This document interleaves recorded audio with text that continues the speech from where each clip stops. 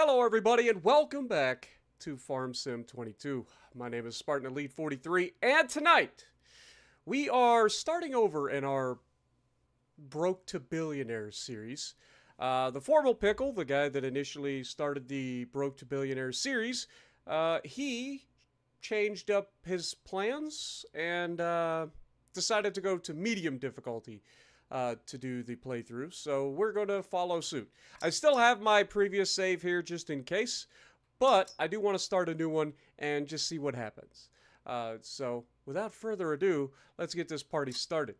We're going to be running medium difficulty instead of hard, so we will be starting with a little bit more money. We're going to be on Elm Creek, and I've got to deselect all of the mods. Fuck! Hold that thought. Already screwed up.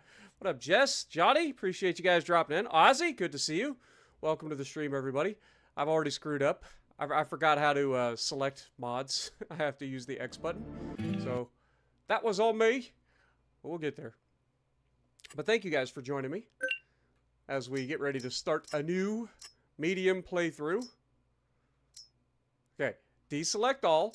And then select just the mods that are part of the thing. Now, I will be adding a couple of, like, decoration mods just because, you know, I want to be able to make things look nice. It's not going to affect the overall playthrough of the game, but I just want to be able to utilize, like, specific things to make my farm look nice over time. So, yeah. We're not going to be adding tractors or anything that breaks the game or anything like that. I'm not going to be adding, like, government subsidies or anything like that, or field creator. We're just going to stick to the theme of having a relatively straightforward playthrough. But we're going to have some extra, like, creativity available to us, as well as the packs that I have unlocked in the game.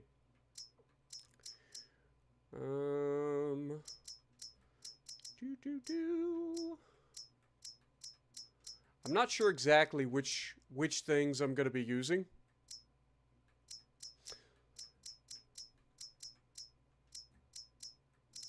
So we're just going through and checking the things that are right off the top of my head, like the water plants. What else do we got? Platinum expansion obviously is going in there. A little bit of picnic decoration because reasons. Not going to be using any trucks or anything like that. US mailboxes might be nice. And then, of course, the Farming Sim Vermeer pack. Alright, that should be all of the mods. Like I said, it's pretty basic. It's just some, like, the Farming Sim 22 mods that, or DLC, I should say, that I've got for the game. And then, of course, we've got the decoration style things, like houses and stuff like that. Because I hate the stock houses, like the vanilla houses. I hate them. Because you can't go inside them. So what's the point?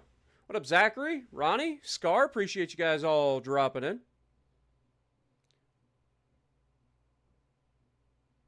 Scar? I've seen a lot of people misspell my name over the years. That's got to be a new one. I'll be real honest. But welcome to the stream. Gino, how's it going? Colossus pack for the root crops. Yeah, see, I don't have a lot of the stuff. Like, if we view this in the store, can we do that? Game card. View in the store.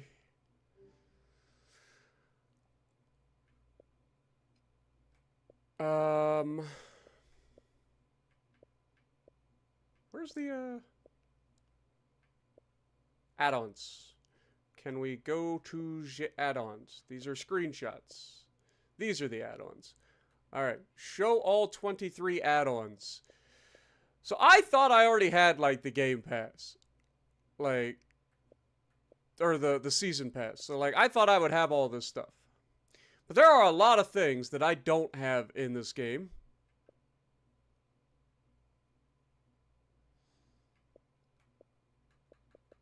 Ah, because there's a year 2 Season Pass. Gotcha. That makes a little bit more sense. I do have the Season Pass, but it's the year 1 Season Pass. Alright, well, we're not going to worry about that for now. We're just going to get in and play the game. All right, so first things first. We need to figure out how and where we're going to start. So let's pull up the map, shall we? Now, I've got an idea. It's a stupid idea. Probably not going to earn us a lot of money initially. But I've got an idea. So, Formal Pickle, he actually decided to start using this land right here. These 2 fields. Which is a lot of land. A lot of workable land. A little bit of room for, like, building. But mostly just a giant workable land. Right? Which makes sense. You're trying to earn a lot of money. I, on the other hand, I kind of want to start humble. You know? I want to start humble. So I was thinking, up here in this top corner, we've got a couple of areas that are calling my name. Like this whole corner. We could buy pretty much all of this. It's all relatively cheap. Yeah, there's not a lot of land there. And definitely not a lot of workable land. But I do feel like this would be a good spot to start.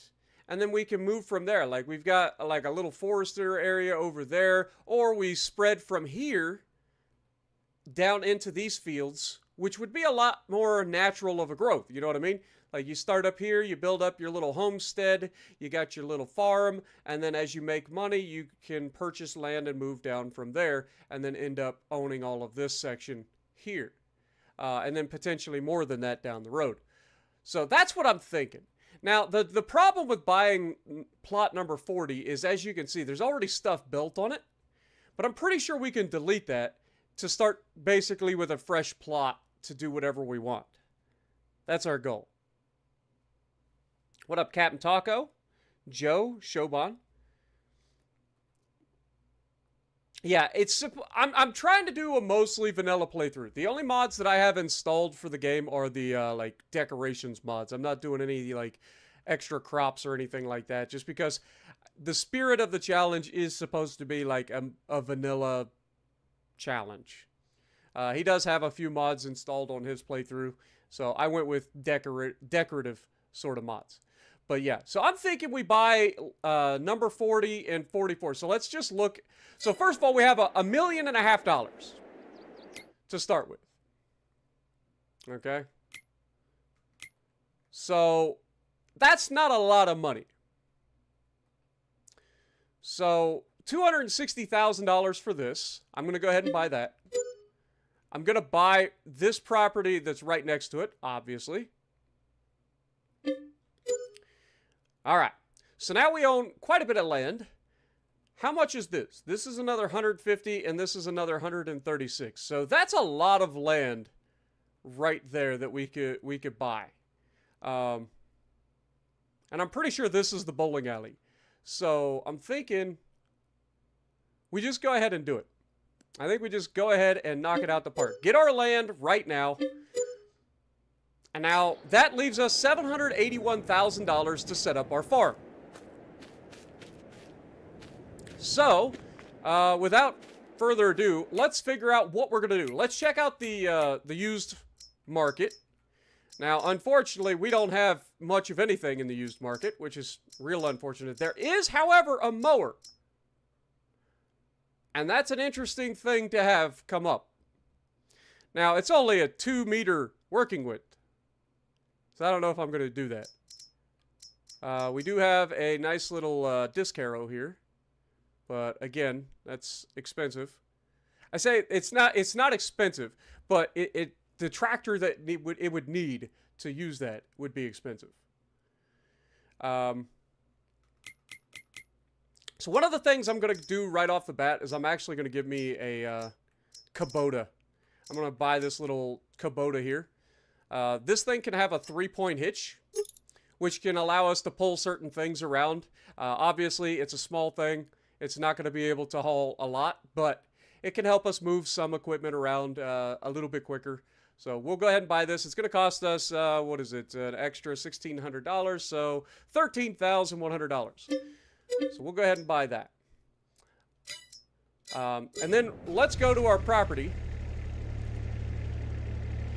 and see what we can do. We'll have to plan it out once we get up there.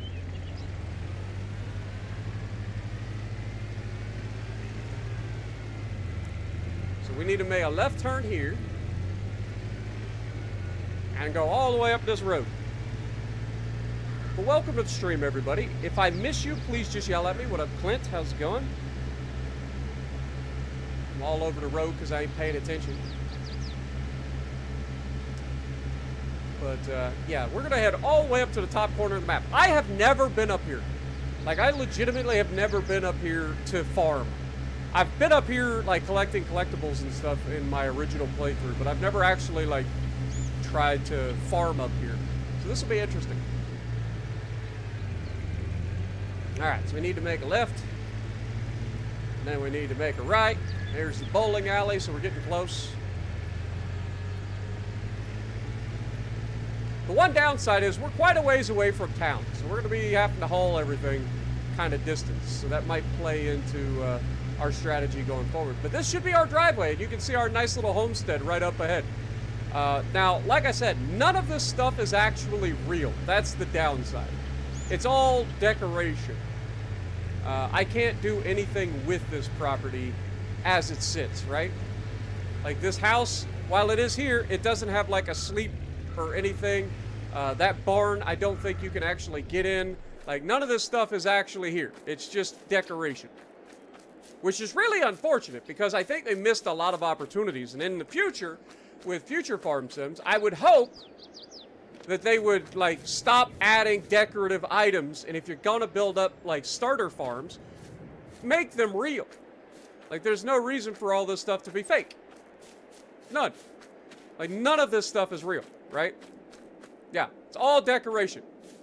So, one of the first things we need to do is get rid of all this. It looks really cool. I ain't gonna lie. It looks really cool. But we still gonna get rid of everything. So let's go into construction. And I will show you what I mean by getting rid of everything. So, as you can see, if we hover over anything, everything gets highlighted. Everything. Which means nothing is real. It's just a prop on the screen, which is really, really annoying. But is what it is. We're going to go ahead and demolish. We don't get any money back for that, which is even more unfortunate. But what can you do?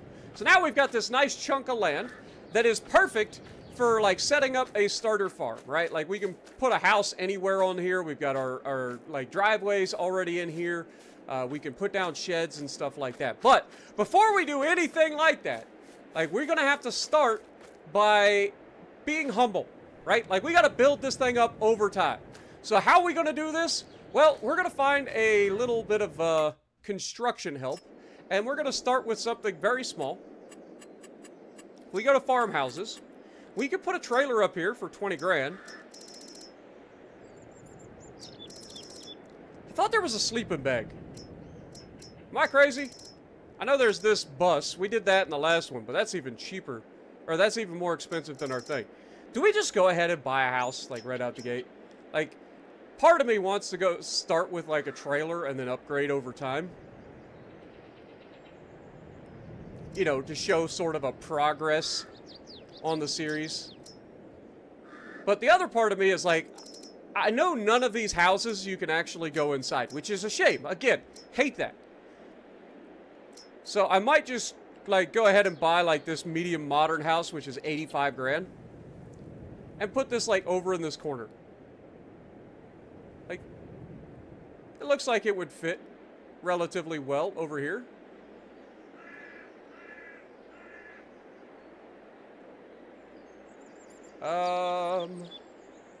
So yeah, like, if we...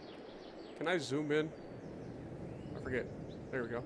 If we zoom in, we can place this a little bit further back so that we have some, like, parking. Is there any other door? It's like the only door, isn't it? Yeah. It's literally like the only door. Okay. Well, looks like this is going to be where we place it, so let's just go with it.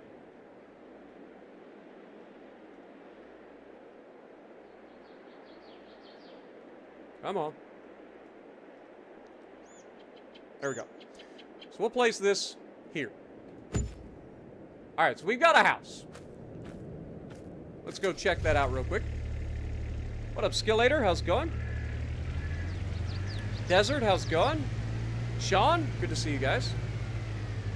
Jurassic World Evolution vibes, right? Like, I like this area because it's like up on top of the hill. You get to look down on everything. But yeah, so we've got a little bit of a pull off here for our vehicles right next to our house.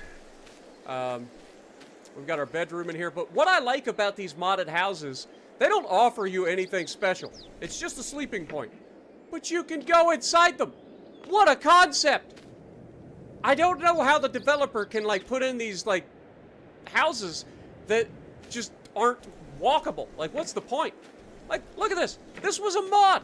This is just some dude that loves the game and is like, yes, I will model a house. And look how easy and nice it is. Look at this. I got a shower. I got a laundry room. I got a freaking bedroom back here. I got a closet that I can change my clothes in. What a concept. Look at it. And we can see our farm out the window. It's beautiful. So we got us a house. I'm going to close all the doors now because reasons. Even though in my house I don't close any doors except for my... How? How is that a thing? Okay, let's walk over here. Okay. Beautiful. Alright, so all of those are closed. Let's close the front door. Alright, so next we've got to plan out what we're going to do with our property. So let's check out the fields that we have. We have a few fields that are already here.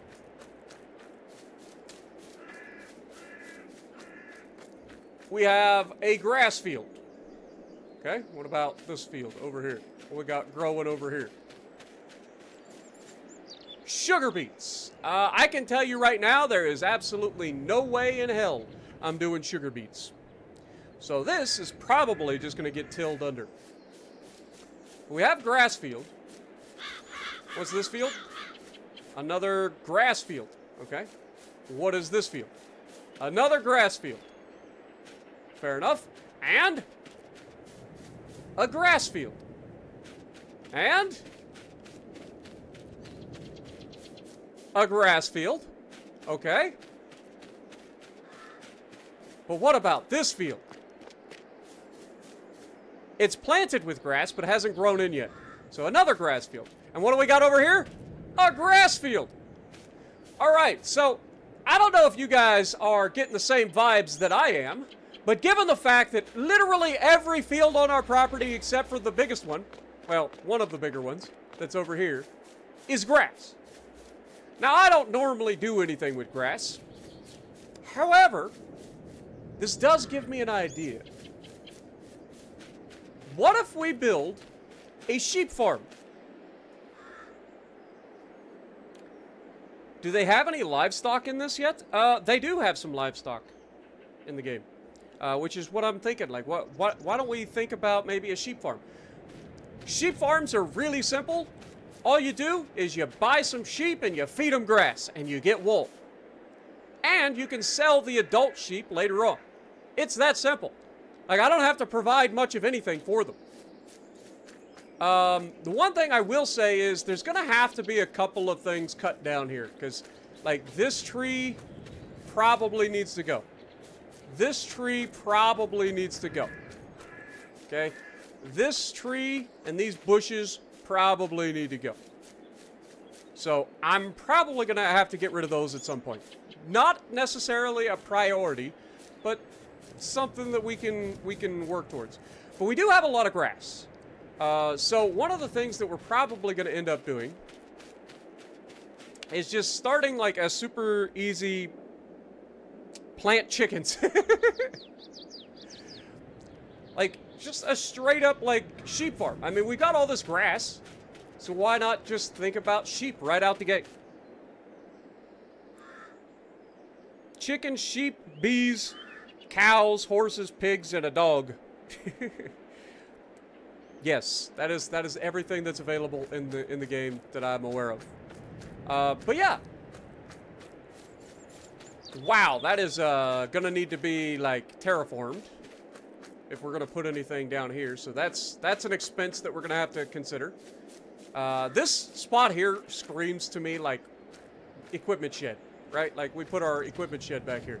So if we're gonna do that, we gotta level off this terrain a little bit. But Anyway, let's see what we can do in terms of construction.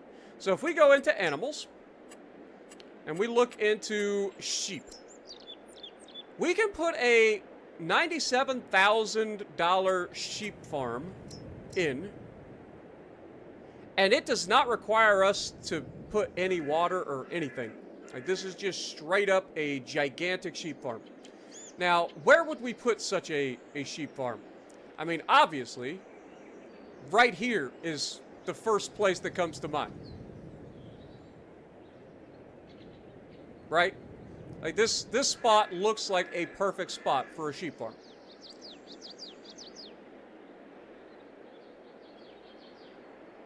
And I think we will. Let's go ahead and do that. So we've got our sheep farm. I hate that. Like, I hate the terraforming in this game. I forgot about that. It's fine. It's fine. Whatever. It dug into the ground, but that's okay. But I like the fact that the actual, like, grazing area for the sheep is able to follow the terrain. But the building sinks into the ground. Whatever. Anyway, so we need to get some sheep. That's where we put the grass. So if we go over here, how much would a sheep cost? We would need to have, what? I don't think any of these are any big difference, right? It's just the ages of the sheep, right? Yeah, so we could buy a couple of young sheep. Baba black sheep, have you any wool? Yeah, so we've got like breeding age adults and we've got young sheep, right? So that's something that we can do. And this farm can hold up to 65 sheep. But before we do that, before we get any sheep, we need to get grass, right? So we need to harvest our grass and be able to drop it over here. Now, as far as I'm aware, you can either do it by using just fresh cut grass with like a trailer, like a forager trailer, or you can bale it and put it in here, right? I'm not sure if both of those work. I'll be real honest.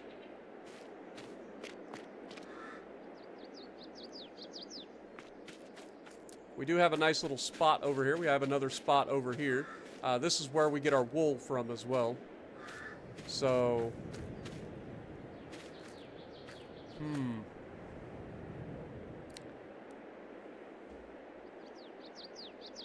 Bees be awesome, yes. What up, Skillator? How's it going? Pavlov's, good to see you. Welcome to the stream.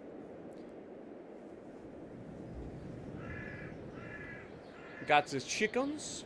The chickens? What up, Dead Skull? How's it going? Wanda Horse. Plant chickens. I've already read that. Country Bumpkin. How's it going? Build a silage pit. Put your extra grass in there.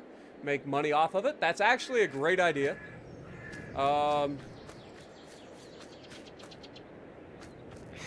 much would it take to build a... I hit the wrong button. Saving! Alright. How much would it take to build a silage pit? And what would it be called? Would it just be called silos?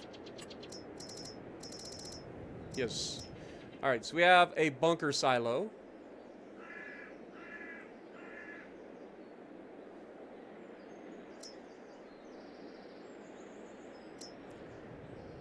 Okay, and these are just bigger or smaller versions.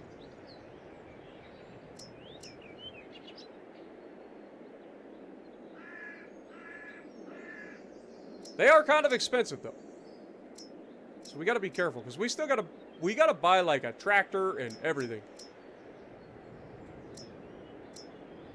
I don't know how big or small of a silage pit I need. Like that's the thing.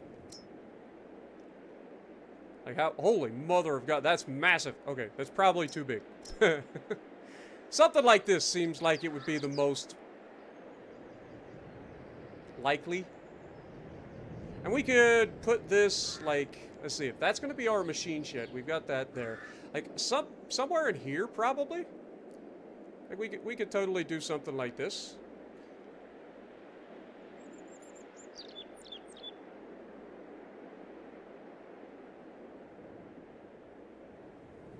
The only thing is, not having a back, like, not being able to drive straight through, I feel like would be a kind of a problem, potentially.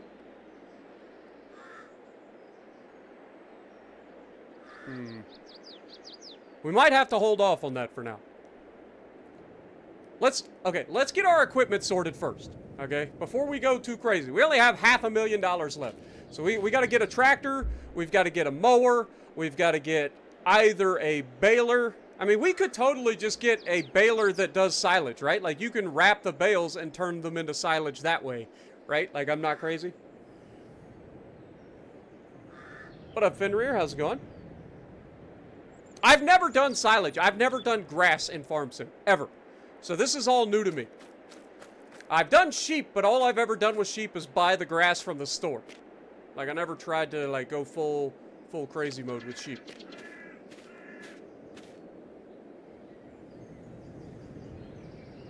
What up, Awesome? Welcome to the stream.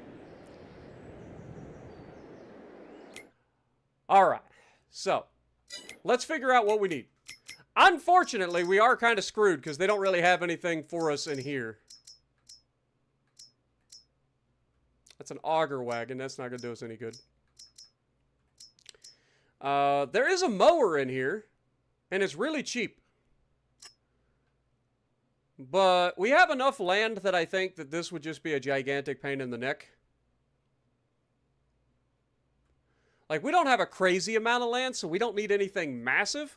But doing this first, probably not the best choice. So it looks like we're going to be starting from small. And again, we don't have a lot of money, so we're going to have to... I would like to get a medium tractor, because that allows us to expand in the future. But these tend to be expensive.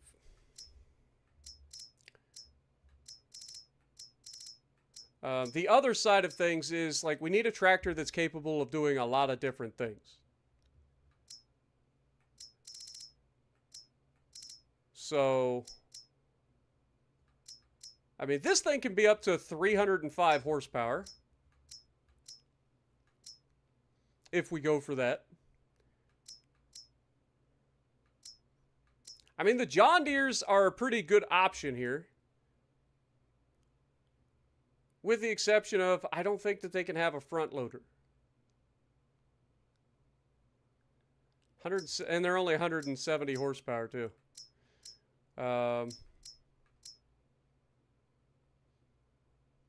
I've never driven a Valtra in this game. It's 190 horsepower. It's not great. 225. Like, we're looking at a medium-sized tractor, I think, would be our best bet. McCormick, what we got over here? 200 up to 240 horsepower.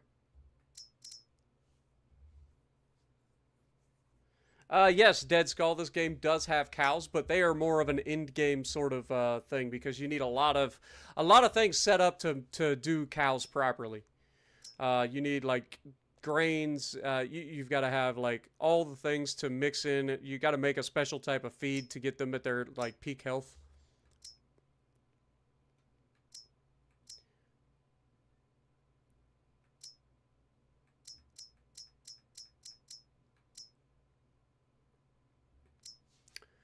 See, we've got Kubotas, but again, they're kind of on the smaller side, and they're pretty expensive.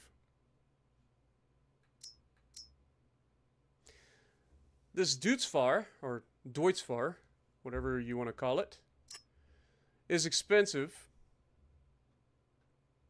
but it's 287 horsepower, which would be plenty of horsepower for anything we need, at least for the future, like for now. This is a little bit cheaper. It can go up to 300 horsepower. But again, I would have to like buy the engine upgrade for that. I think we need to go towards the cheaper side of medium tractors here. What is our best bang horsepower-wise for our buck?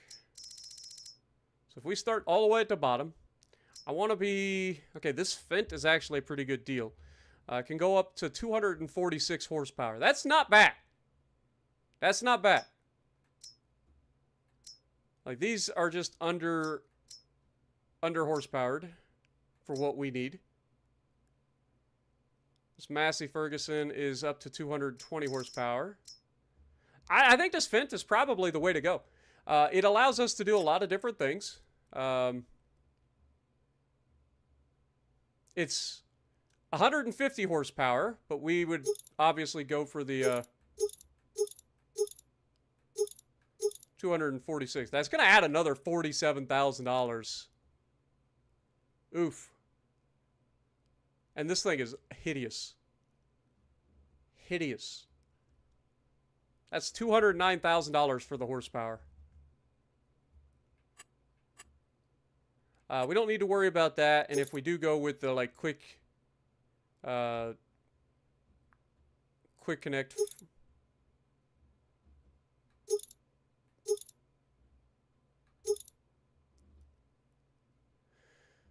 Huh. I don't like that tractor. I like the horsepower availability, but I don't like the actual look of the tractor, and that's important to me. That's important to me.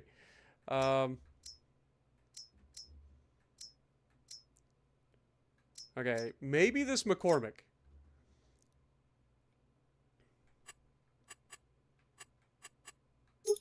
All right, so this be 25,000 to get us up to the 240. So this is already cheaper. This is already cheaper. It's a much nicer looking tractor. It doesn't like scream like angry colors at me. Can put the front loader attachment on. We can change the color. Whoops. Oh. Woo, go with the fancy red. I ain't gonna lie, I kind of like the deep red here. Yo, Railfan, thank you for 3 months, my dude.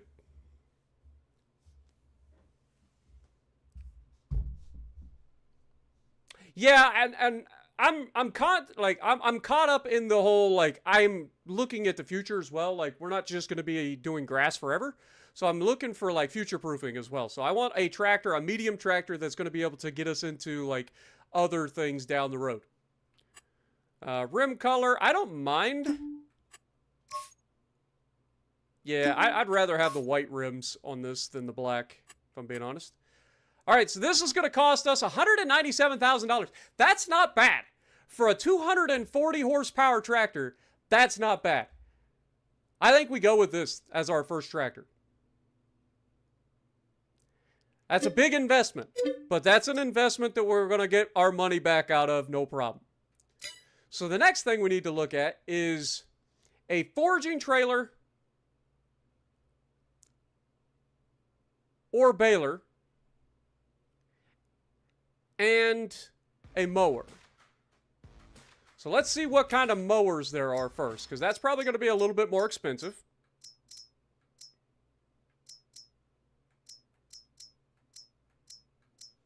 What was I doing? Mower. Look for the M's, Spartan. Ah, there it is. All right, so mower-wise, I want to use the most amount of our horsepower possible for this. So I'm thinking we probably go for something like this here, question mark? That's only 3. Is it this one? I think it's this one. This is going to be a little bit more expensive, but it gives us a 10-meter working width. But doesn't cut down the middle. It only cuts off to the sides. So yeah, that I don't think is going to work. This gives us a 12.3 meter working width. But again, it doesn't seem to cut the middle. So this would need like a front mower as well.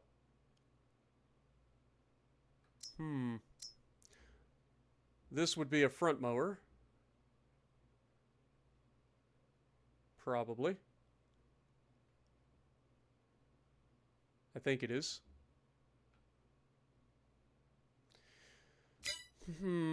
How do I want to do this? Ooh, what's this one? It's a little bit expensive.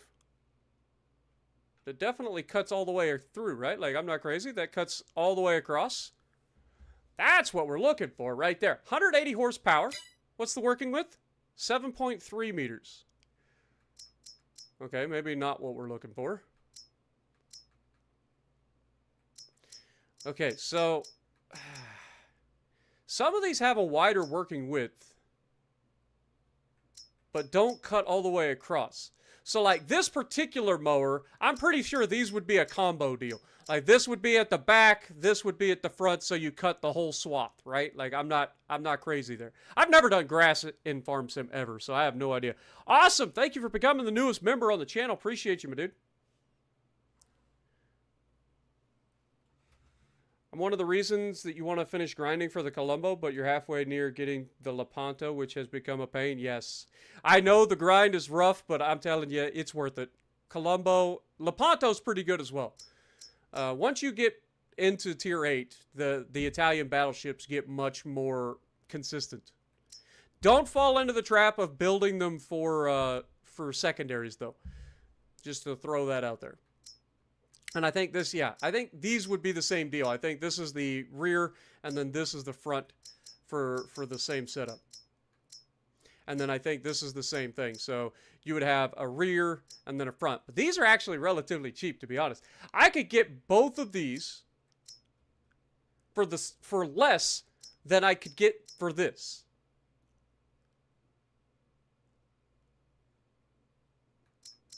That's a big deal. Because this has a wider working width than this. And then obviously you're also cutting the middle with the front. And then I have no idea. I guess this is like a swing arm.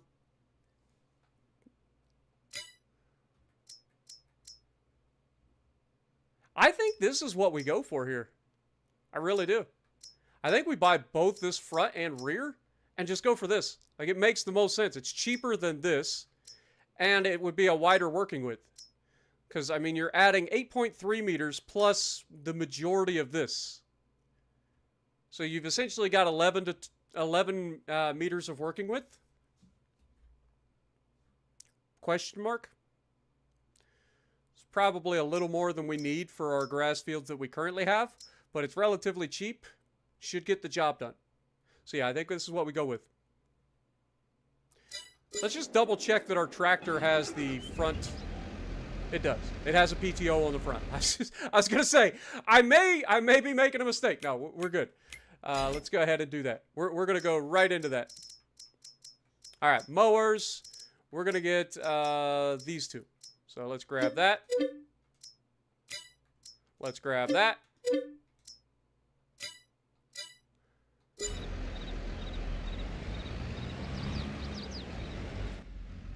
Woo, look at this fancy tractor, man. Good Lord. We're in luxury. Dang. I ain't never been in a fancy tractor like this before, man. Every tractor I've ever been on been a little tiny old school tractor. Ain't even got a cab on it.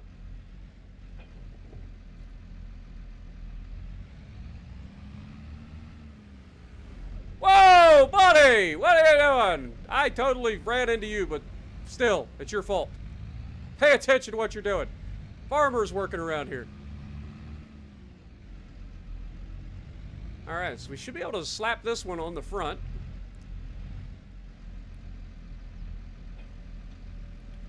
Oh, heck yeah. Look at this setup, baby. That's what I'm talking about. We out here doing things right. Hopefully.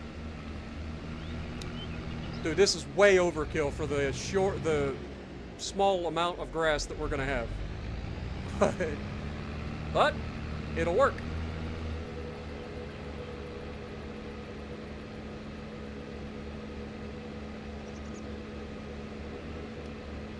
What up, Permichael? Welcome to the stream. Hopefully you guys are having a great start to your weekend. Hopefully you're staying cool out there. I don't know how many of y'all are around me here in the upper Midwest, but damn, it's been hot. And it's gonna stay hot for a while. So gotta stay cool out there. I know I ain't been wanting to do anything. I've been going to the gym every day and walking and stuff, and it's been brutal. Oh, dude, this tractor doesn't even notice this little freaking mower, man. I think we made the right decision on tractors. This thing's a monster.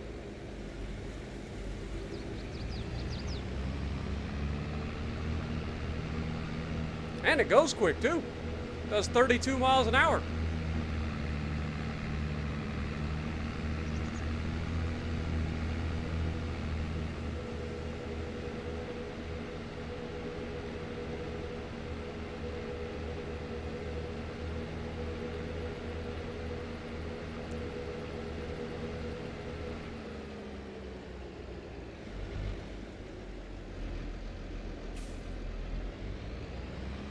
All right, let's put all this stuff down.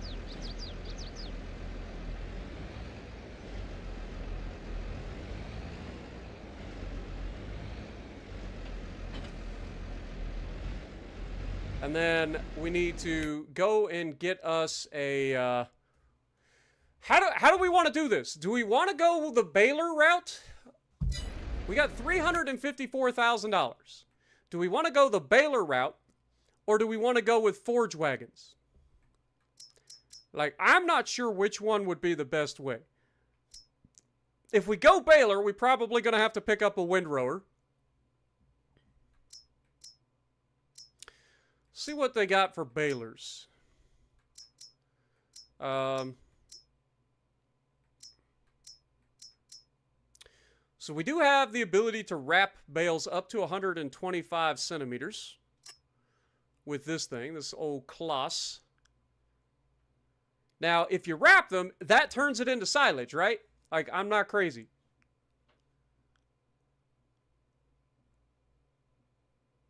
So the fact that we have the ability to wrap or not wrap seems like a good idea. That's $78,000. We got a Massey Ferguson, a Pottinger.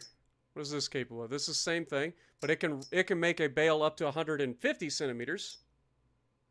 So a little bit bigger.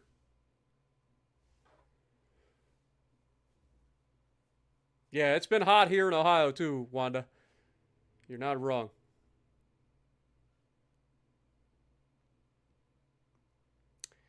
Yeah, if I bale, I need a front end loader or just a bale trailer. Like, they do have bale trailers that you can just swoop in and it automatically loads it into the trailer. But we already have a tractor that has the ability to have a front attacher. So that's a whole thing too. But I think if we are going to go like something like this Massey Ferguson,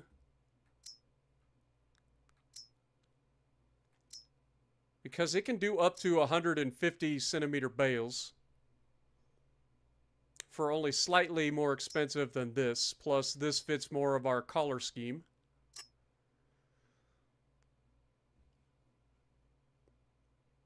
I think we go the bale route, because then we don't have to have a silage pit, right?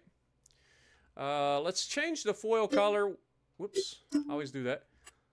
Let's go with black for the foil color. That's 84 grand. Boy, the money goes fast in this game. It really does. But we own all this equipment. That's the good news. So we've got that. What else do we need? You said the front. Oh, we got to get our front end loader. So let's go ahead and do that too. So if we go down here, we should be able to go to the front loaders. We have the quick connect. I want to go with Q7M is their most expensive, so that should be able to lift the most, if I remember correctly. So since this is what we've got, this makes the most sense. It's $10,000. We'll go ahead and grab that. And then we don't need a front bucket. We just need forks. So for now, if we just go down here,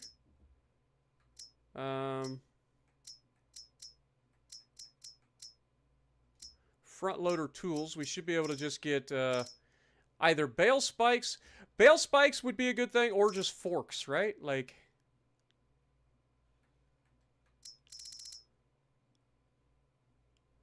so we've got a bale spike there.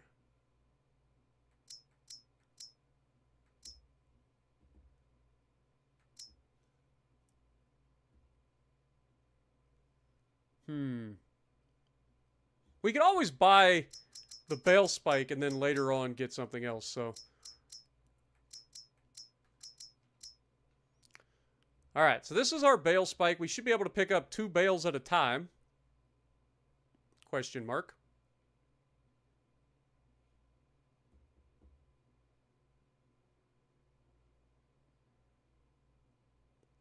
I think this is the best way to do this.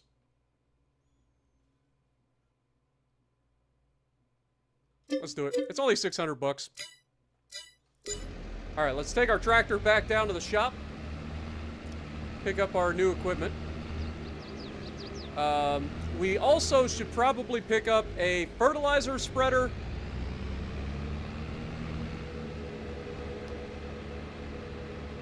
And a roller. Question mark. Now, I am going to be turning off fieldstone because I personally cannot stand fieldstone in this game. Like, I think that is the most obnoxious thing on the planet.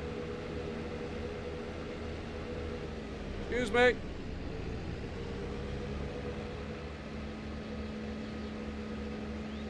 So I need to check that out before we get started doing anything crazy.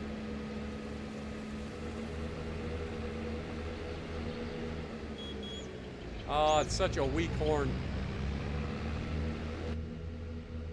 I do like this tractor, though. It's kind of nice. It's all fancy.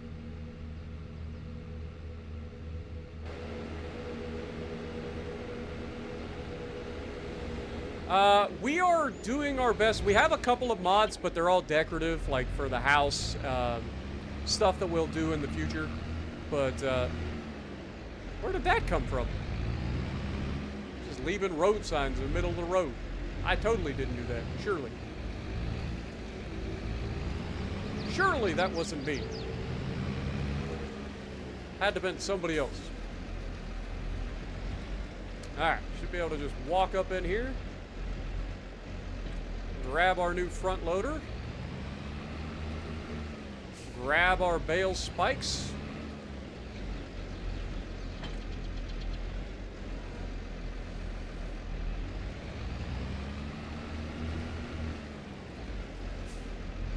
Grab our baler. Boy, this place owes me a lot of thanks. I bet when the next time I come in here, you guys better have a goddamn barbecue for me. All right? God dang, I done paid for your entire building. Between the tractor and the mower, and now the baler, the loader, like all the things, man. We are going ham. We only got 259 grand left in the bank. We haven't even started making money yet. What up, New Jersey? How's it going?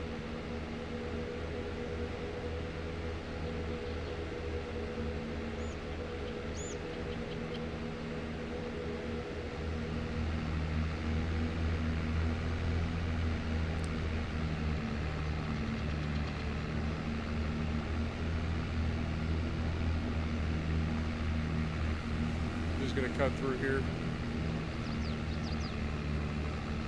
I technically own the land adjacent to it, so who's gonna complain, right? Who's gonna complain?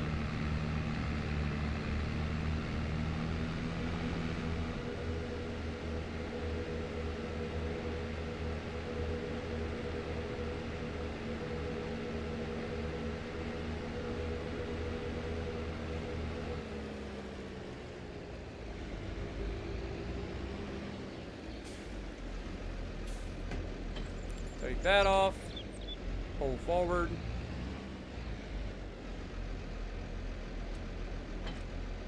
Drop that off. Starting to look like a farm a little bit. Just got stuff everywhere. We don't have a shed for it. All right. So we've got a mower, we've got a front bale spike and front loader, we've got a baler, we've got a nice tractor, we've got our sheep pen, but no animals yet. Our fields should be pretty much ready to harvest. So they're ready to be mowed, at least some of them.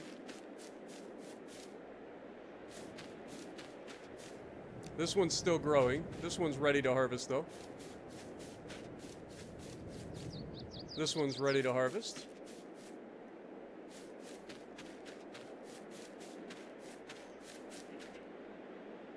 This one's ready to harvest. So all of them are ready to harvest except for that one back there and then this field, obviously.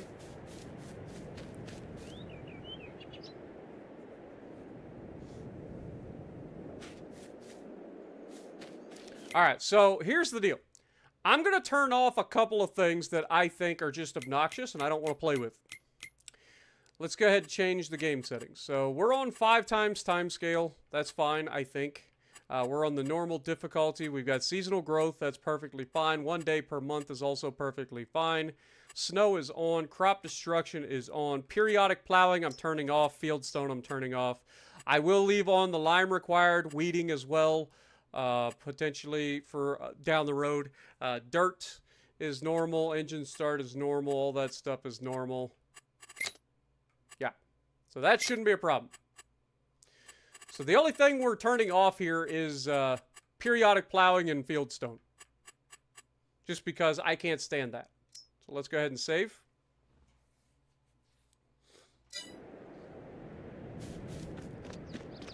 The reason I can't stand that is because the plowing. The plowing, like, the plows are like 3 meters. Like, it takes forever to do anything with a plow. I'm dreading the day that I end up having to, like, go through and, like, combine these fields. Which will happen at some point. This sugar beets is another one. Once this is ready to harvest, we're going to end up plowing this under, which should give us part of our fertilizing for this field. And then we'll plant this. We'll have to rent a planter for grass over here as well. We'll turn it into a grass field.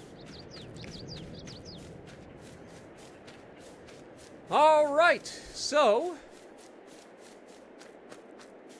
do we just start mowing? Question mark? Am I missing anything? We've got the front loader, bale spike. We've got our mower. We've got our baler. We got our tractor. Our fields are ready to go. Oh, we need to lime. Okay, so we need to go in here and buy a lime/fertilizer spreader. That is something we're going to need. Obviously, for fertilizer spreaders, the best thing that I could do would be to get one that is both. So it's this one here. It's unfortunate it has a smaller working width than, say, this. But this can't do both. If this could do lime and fertilizer, it'd be amazing. But it can't. I could end up buying both and just using this for fertilizer and this for lime. But at the same time, that's extra money. We don't have extra money right now. We could get the extension, which allows us to hold more stuff. If we go for the big, that's an extra $1,300 and allows us to hold how much? 14,000 liters instead of 9? Okay, we'll get that. I'll get the big extension. I don't mind that. So this should be fine. I'm not going to worry about changing any of these. Could go narrow tires for down the road if we want to, if we end up using other, yeah, narrow tires will be fine. Spreading discs, what's the difference here? 6 meter spreading unit. Wait, what does this make our working width? 18 instead of 12. Okay, we are definitely going for this.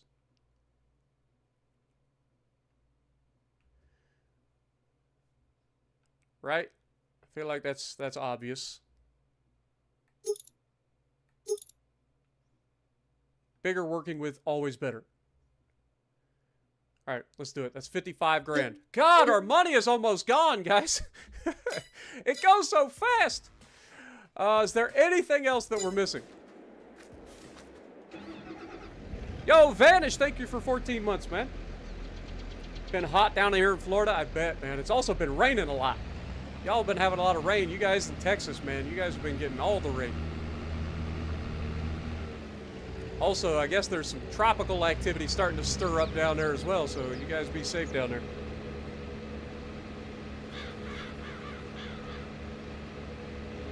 Oh, it's all good, my dude. I appreciate you, Vanish. Get some goats in the chat for all you guys with your memberships getting updated tonight. Appreciate you guys, man. Also, I appreciate you guys just hanging out with me for a little bit of farm sim on a Friday night, Saturday morning, whatever you want to call it.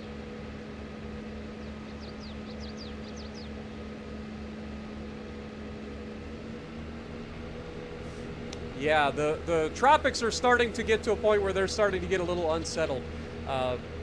We've been kind of lucky the last couple of years that we haven't had as many major like hurricanes, but this year that might all change.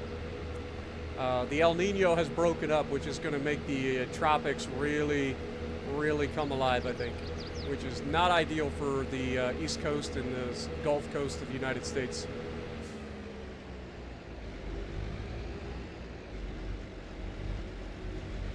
All right.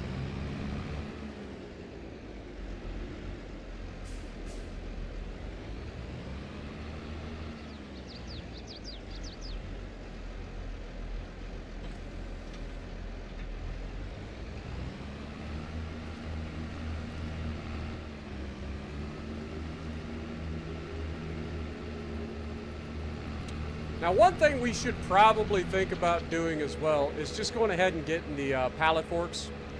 If we get the pallet forks and then we can kind of transport, get us like a flatbed trailer of some sort, then we can transport like bags and stuff from town a little bit easier.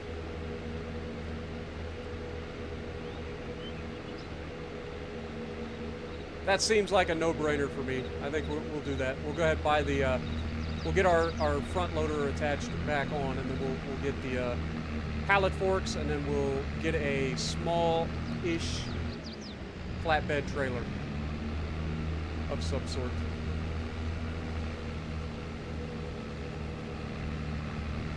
That way we can buy bulk material, bring it up here, and have it stored on a trailer nearby instead of having to constantly go back and forth between town. What up, Ladon? Good to see you. Welcome.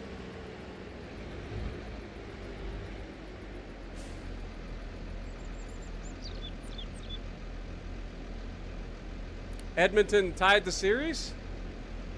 Going to Game 7. That sounds like a crazy, crazy setup, man. I'm telling you, playoff hockey is like some of the best to watch. Like, I don't watch a lot of hockey, but I do enjoy a good playoff hockey once in a while.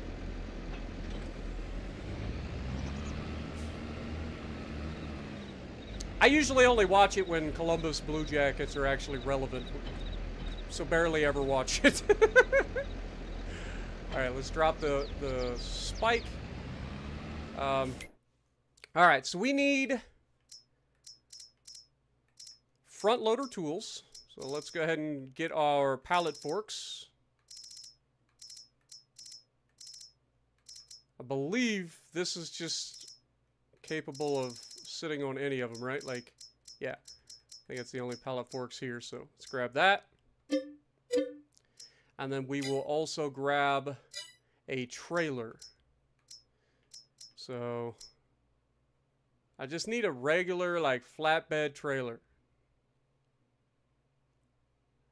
A fuel trailer would probably be something we probably ought to look into as well, because there ain't a gas station around anywhere, like, nearby. So a fuel trailer, or maybe a fuel thing on the property. All right, let's look at the trailers, though. Are there any flatbed trailers? I don't see a flatbed trailer anywhere in here. Okay, I guess low loaders?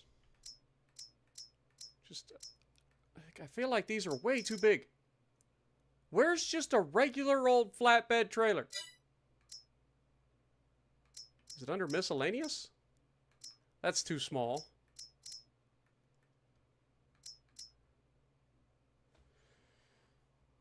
Yeah, this is a tank, so this can like hold like fuel. That's 29,000 for that. Header trailers, dollies. I just want like a normal flatbed trailer. I don't want some gigantic like 53-foot trailer. I just want like a nice medium-sized flatbed trailer. And I feel like they don't exist. Because these are all like grain trailers or bulk trailers. Newer spreaders, forged wagons, windrowers. Oh, we've got a baler. We need to get a windrower. I forgot about that. That is something else we need. All right. Windrowers. What can we use for windrowers? Okay, 15 meters, 14.7. I feel like this would probably be our best bet. 14.7 meter working width. It's a good rake. 62 grand. Yeah, I feel like that should be pretty good, right? Should be. Yeah, it'll be fine. All right. What was the other thing? We need a flatbed trailer. There's got to be something.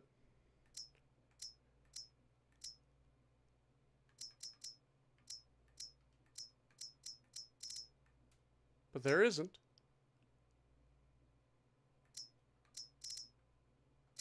The closest thing to flatbed trailers that I see are these low loaders, but they're all so big.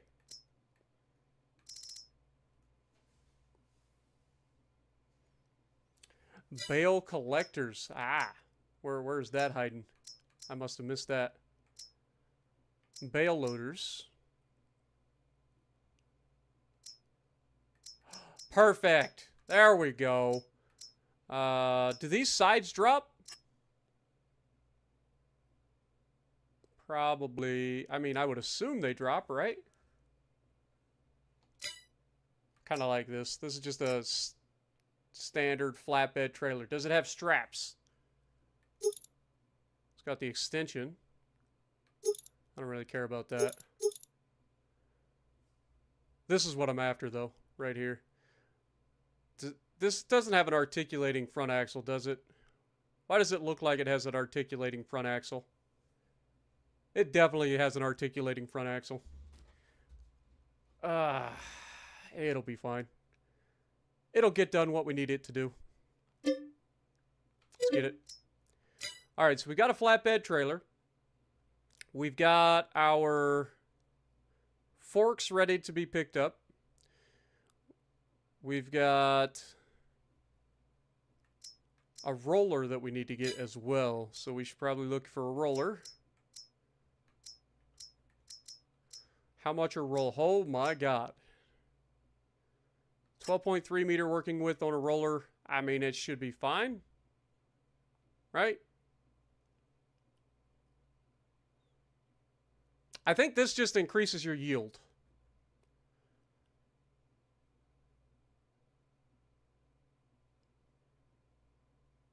It's another 41 grand. Dude, we are out of money, man. I ain't buying a roller yet. I'm not doing it. We could buy it later. Or lease it. For no more than we have to use them.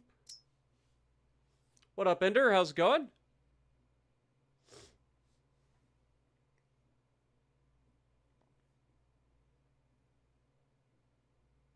Yeah, I don't think there is a way to lock the front axle, unfortunately. At least not that I've ever seen.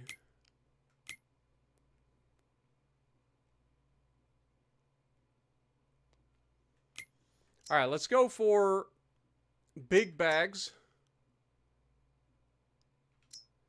We'll get some solid fertilizer. I don't think it really matters which one you get. They're both the same. We'll get like 4 bags of these.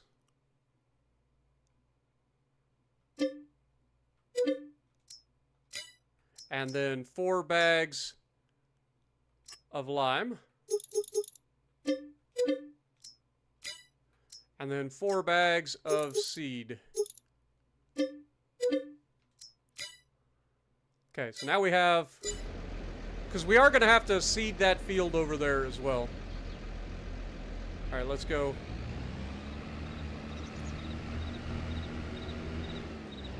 Dude, we are just hemorrhaging money out here. Hemorrhaging money.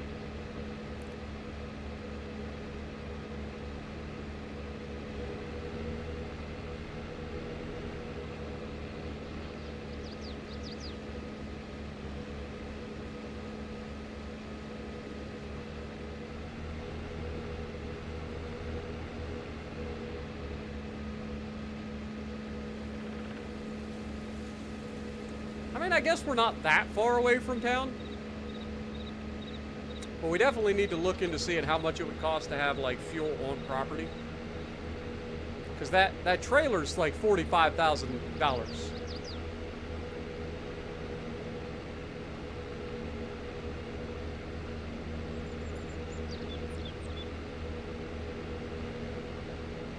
And we would have to keep filling it up over and over again.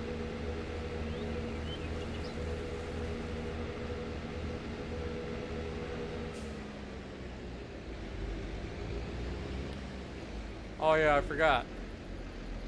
I've got a trailer here too. Alright, where is my pallets? Forks? Question mark. Ah, there you are. Beautiful.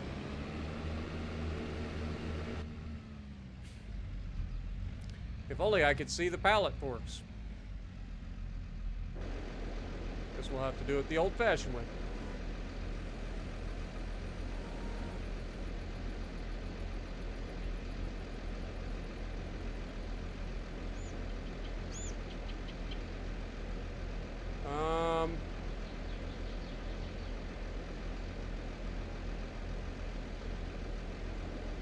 There we go. I was gonna say, there should be a way to spread the forks out.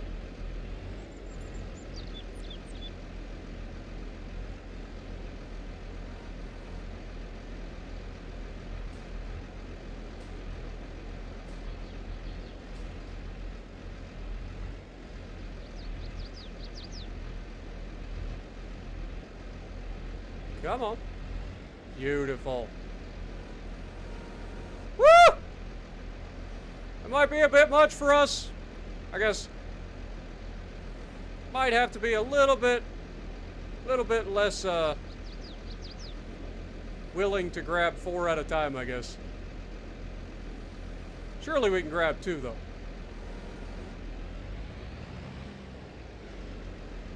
Barely.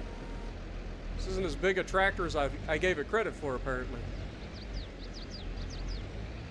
Alright, let's turn the old tractor around.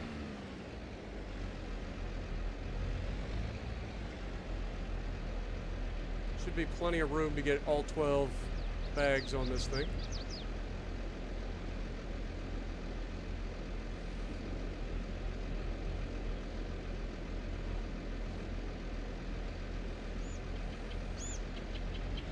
Beautiful.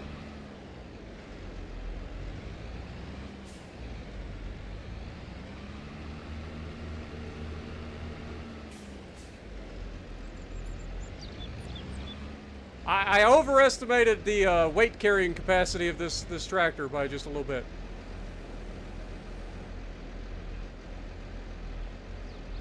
As somebody who's worked a lot with forklifts and stuff in the past, I can definitely confirm that that's usually how we find out whether or not we can pick something up, is by picking it up and realizing the back tire or back wheel's off the ground. Then you're like, oh, I guess this is a bit too heavy for me.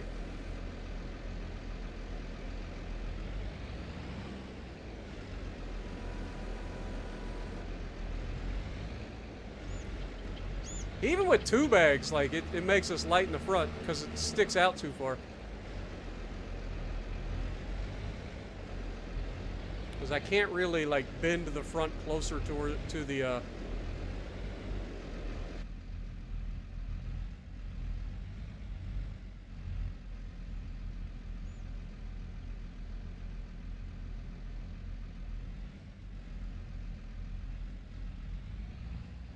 Beautiful. Look at that. Not quite centered, but it's close enough for the girls I go out with. It'll be fine. All right, Captain Taco, appreciate you, my dude. Have a good night.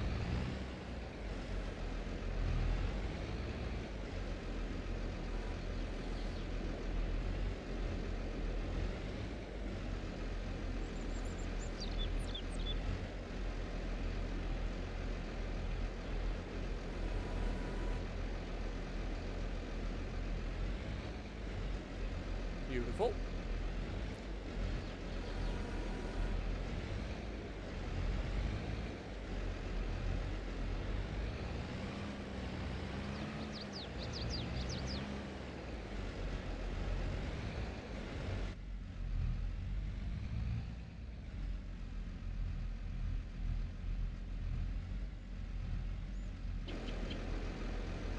Let's put this a little bit closer to the center.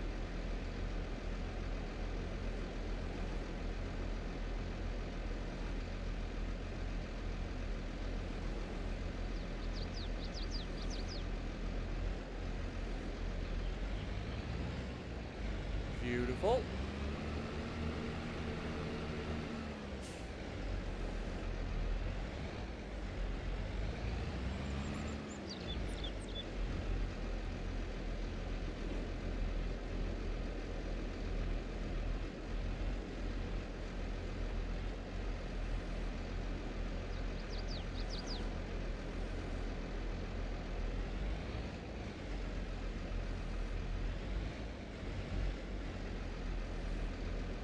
Thank you.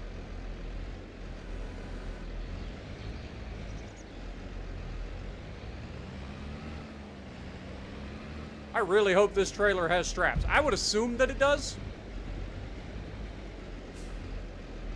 But I'm not 100% sure. I don't think I've ever used this trailer before.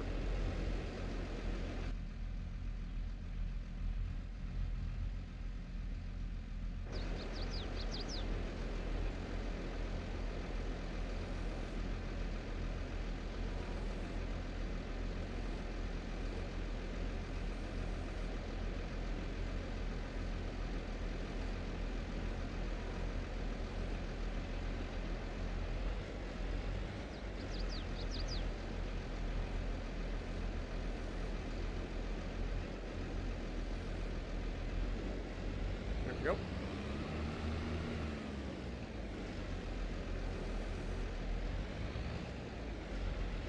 So far, so good. There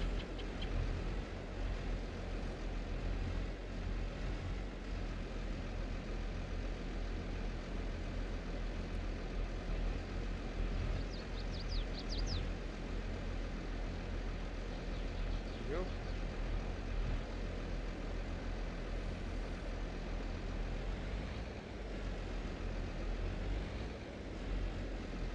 Go.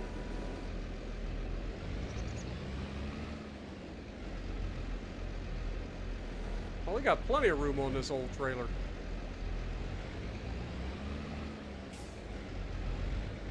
Could have put another 4 bags on here. So good to know that we can get about 16 bags on this trailer for future reference.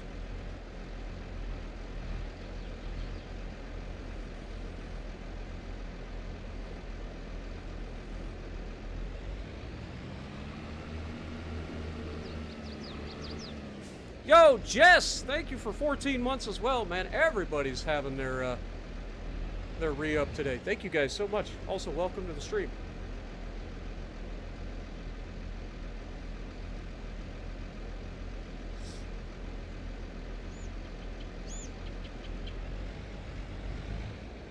I saw that there's potential for like Star Trek stuff, so it'll be interesting to see what they do there. Hard to tell.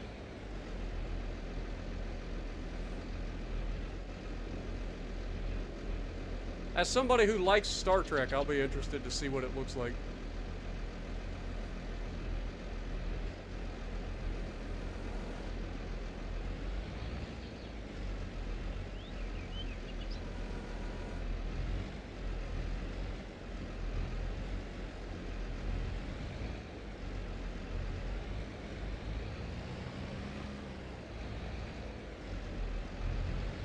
Also, I know Enterprise is coming in the next update as well. That'll be interesting. Is it a coincidence that Enterprise is coming at the same time as the Star Trek update? I think not.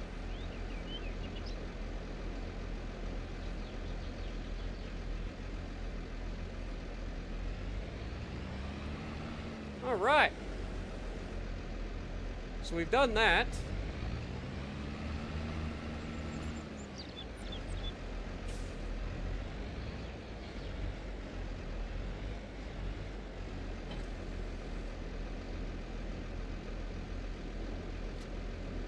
All right, we do actually have straps. That's good.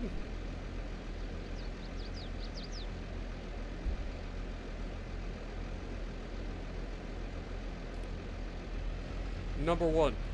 Make it so. Make it so, number one.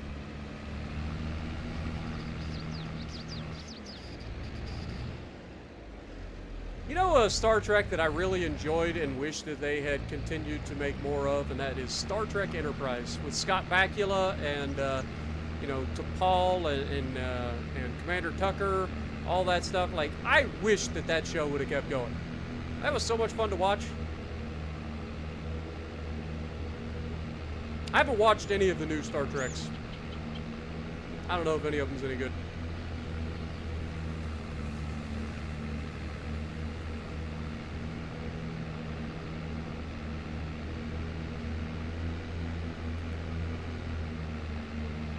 We need to get there, warp factor 9. But sir, if we go beyond warp factor 8, we risk damaging the nacelles. Woo, we got some weight on this trailer, but this tractor says, I don't care. I didn't think about that. We are going way uphill. But if we got up that, no problem. We should be fine.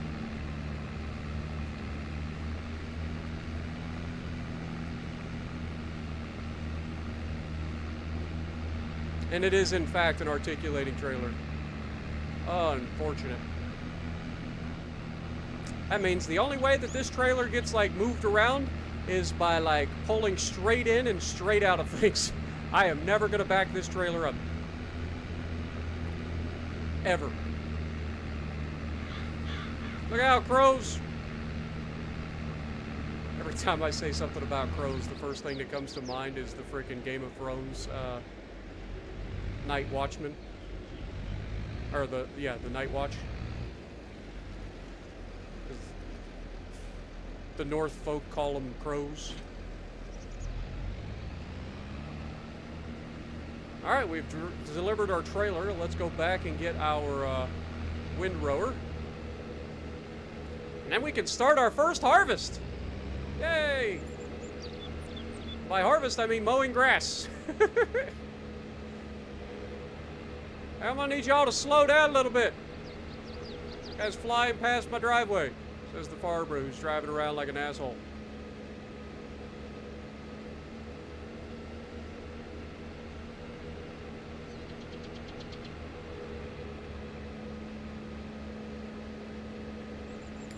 I feel like our first harvest ever will probably be just for the grass for the sheep. Depends on how many bales we get. Like, I don't know how many bales we're going to end up. I don't know how quickly the sheep go through bales. You know what I'm saying? Like, all these things matter. The Next Generation of Voyager was fantastic. Next Generation is literally iconic. I always assume that everybody likes the Next Generation. It was just iconic. Like, the first Star Trek, the original, is okay. You know, it was the time. Like, there's a lot of corniness to it. It is what it is. But none of the other Star Treks would be here if it wasn't for that first original series. So you gotta at least give credit where credit is due. They did enough to make it viable. Boy, this is a big old windrower, man. Lord have mercy. This might be a little overkill for our little fields. It's all right, though. Future-proofing. That's what we're after.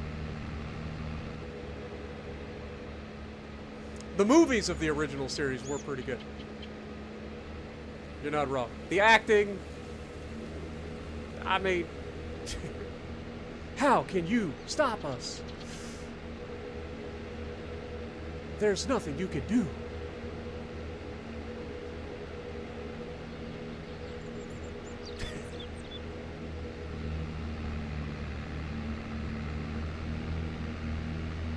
We must stop them.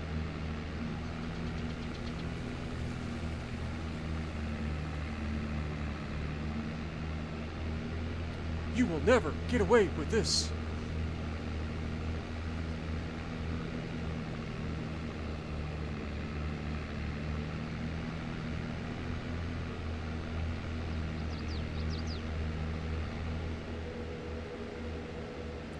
You watched Star Trek on Svengoolie? I have no idea what that is. Alrighty, so we have put together quite the equipment.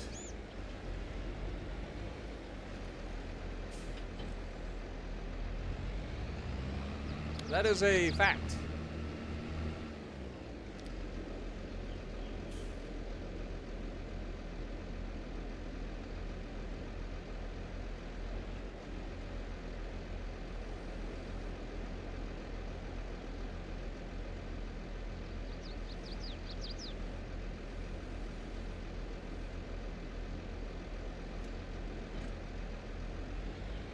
All right, so yeah, let's get our first harvest underway, guys.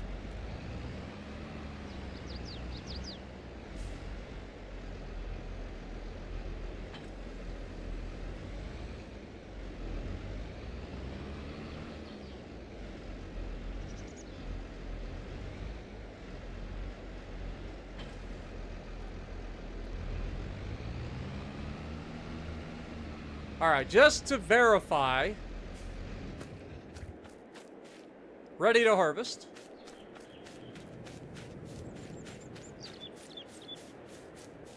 Ready to harvest. Still growing. So this field, number 14, is the only one that isn't able to be mowed currently.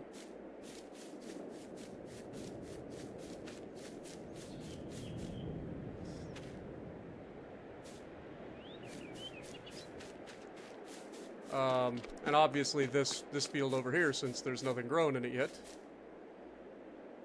Alright. So, field number 19 and field number 15 are not ready to be harvested. Everything else is. Or no? Hello? Oh, sorry, it's field number 14. 19 and 14, guys. Don't forget.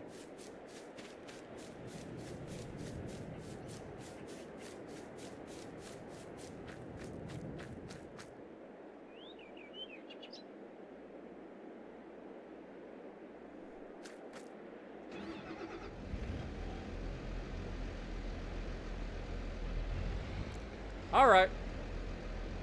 Unfold the mowers.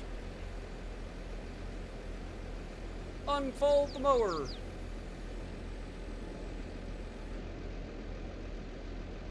Turn on the mower. Turn on the mower.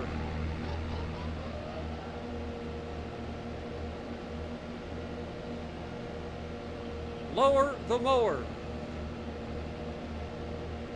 Lower the mower.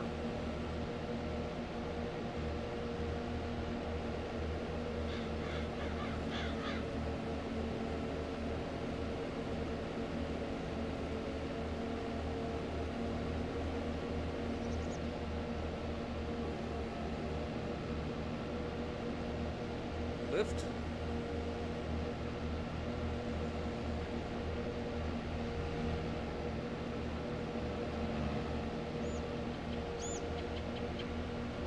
Lower. Lower.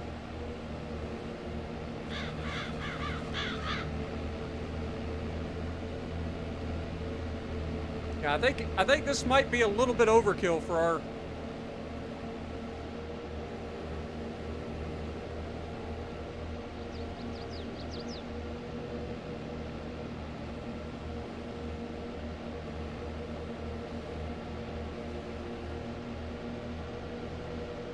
our little fields.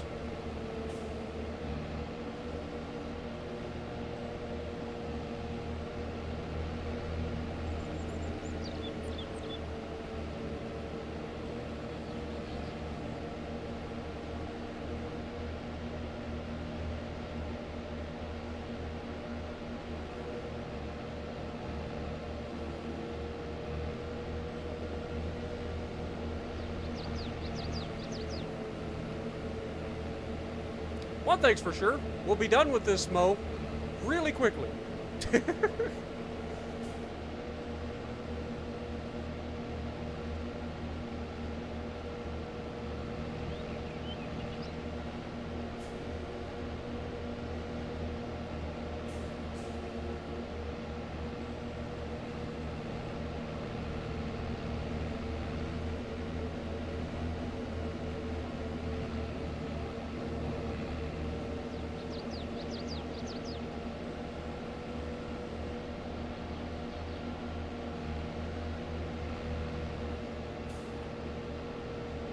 Now, once we get all of our fields done, I would like to combine them into one gigantic grass field. I feel like that would be a little bit better. Hello? We're leaving stuff behind now. We better than that.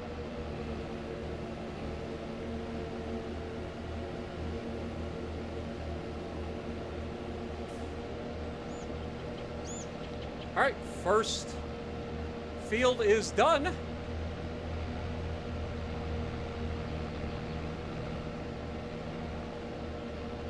And it is 14 over on our right that can't be harvested yet.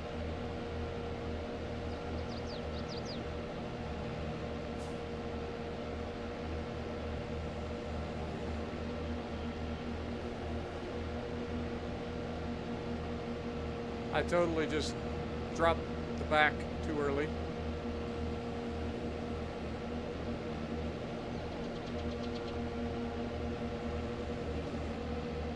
Alright, we're going to go straight through.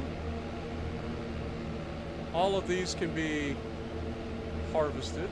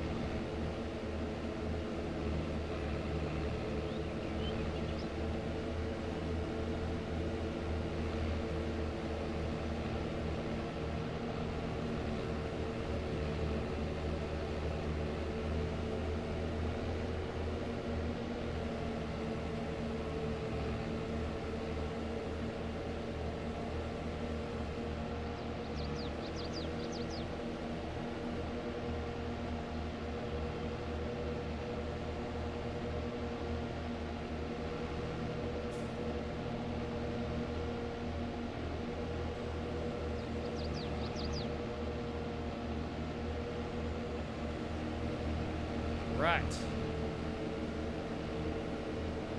And then from here, should be able to just cruise.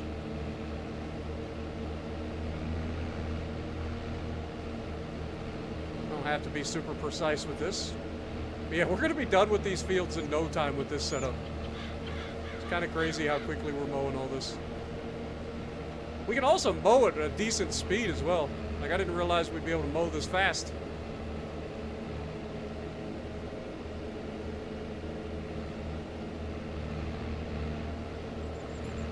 And this tractor seems to turn on a dime, too. Though it seems like if I turn too quickly, I end up missing some. So, something to keep in mind. Can I set things on fire with HE? I don't think so. Not that I've seen, anyway.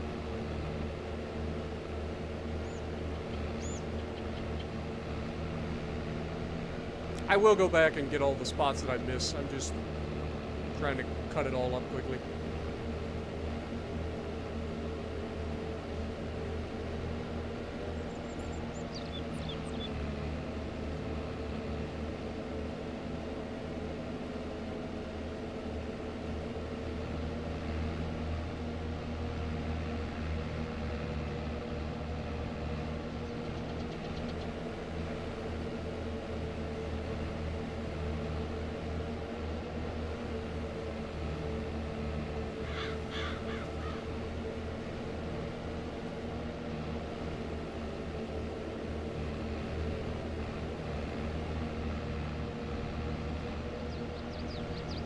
Still missed some.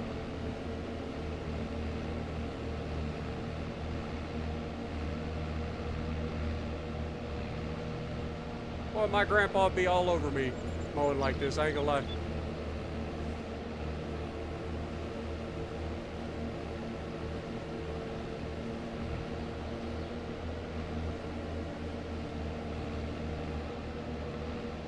So many little spots that I missed.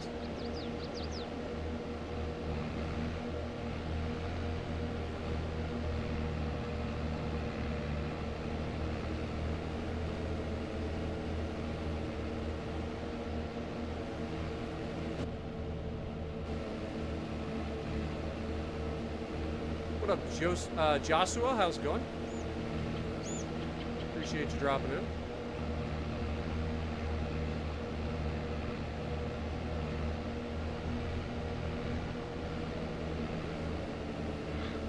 Just getting our first harvest of grass underway here.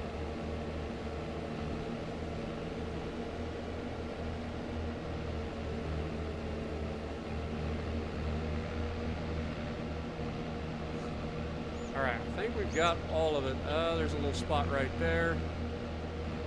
Get that real quick.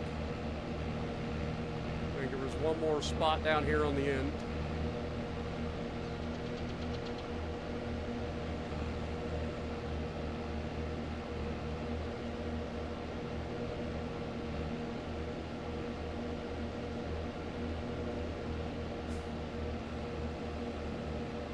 All right, let's go knock out the last field.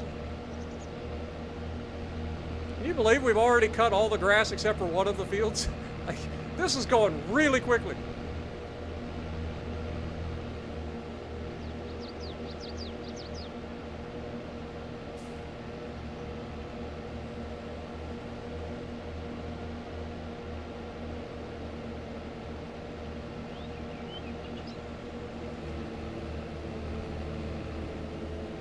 This is our big field, though.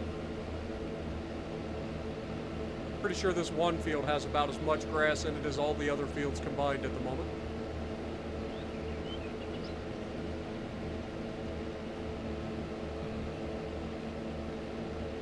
Kind of wish our property expanded over towards the highway there a little bit. There's a lot of room right next to the highway that we could have been growing grass on and harvesting.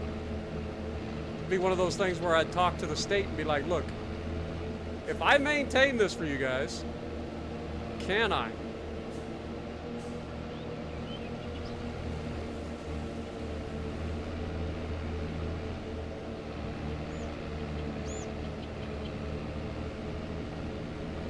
This is a decent sized field here.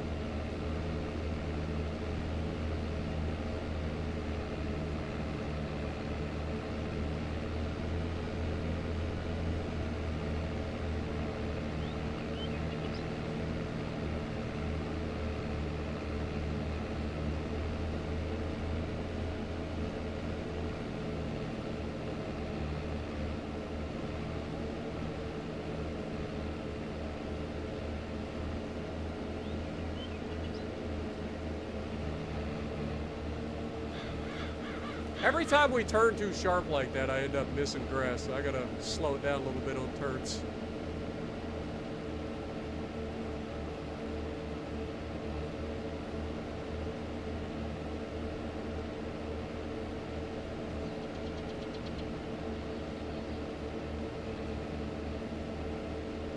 Oh, congrats on going to prom, my dude. Hopefully you had a good time. What up, Michael W? Thank you for 8 months, man. Appreciate you guys. Get some goats in the chat for everybody tonight.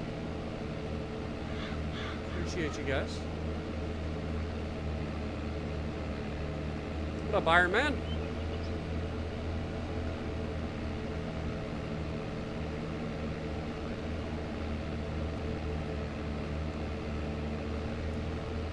Just mowing the grass. Trying to make the money. It's my first farm. What could go wrong?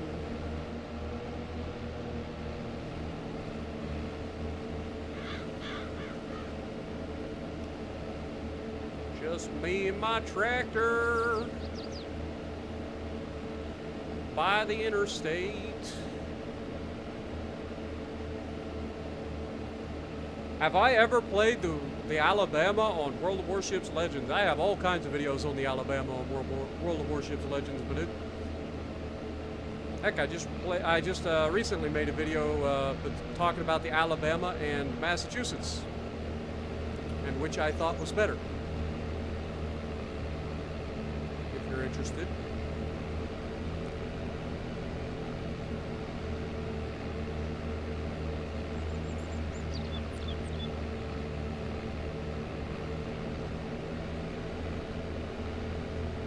Going up, going down, going down, going up, going up, going down, rawhide, mowing.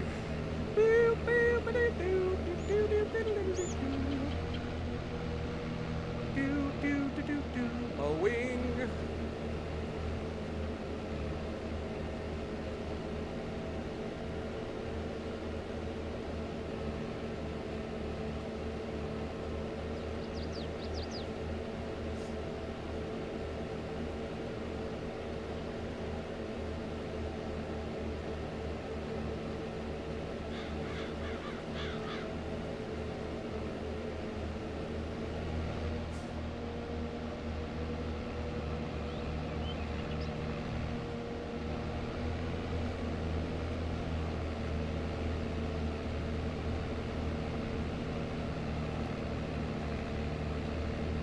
Yeah, I have a lot of great games in the Alabama. I love the Alabama.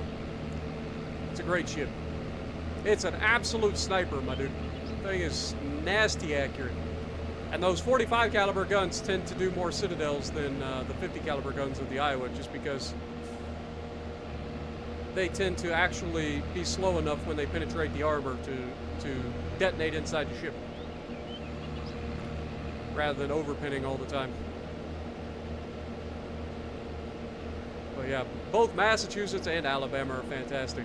I give the nod to Massachusetts just for its versatility. It can do either. You can build it for a dispersion build, and it basically is an Alabama, or you can build it for the secondary brawler build and have guns that are accurate enough to still be a problem for everybody. All right, we're done mowing, everybody. Look how quick that was. Boy, that was quick.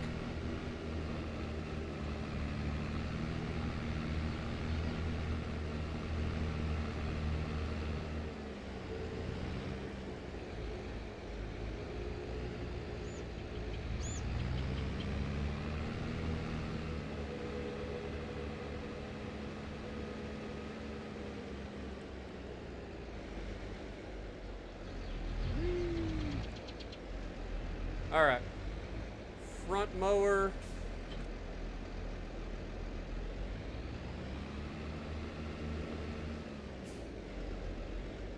Rear mower.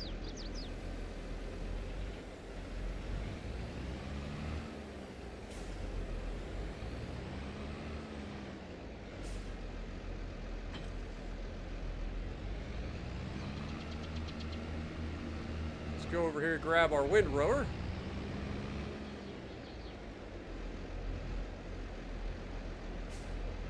This thing is going to make short work of these fields.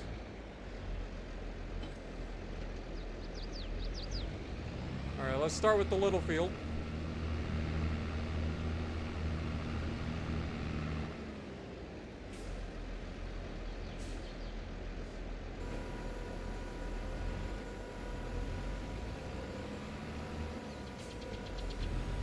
Holy mother of God, this is a lot bigger than I was expecting. Good Lord! What the biggest thing is?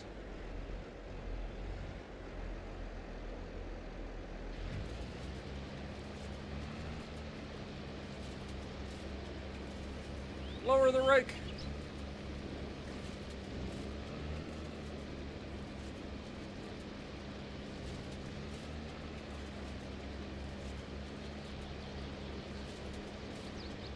I just took out some of my beets.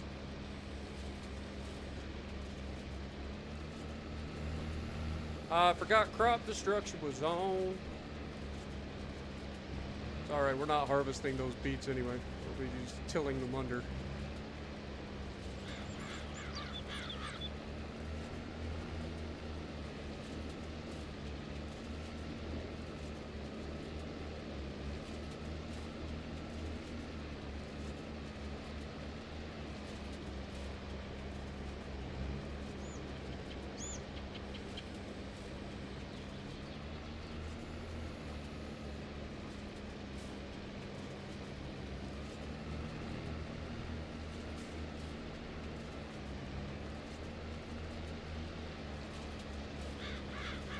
Boy, this is way too big for this little field.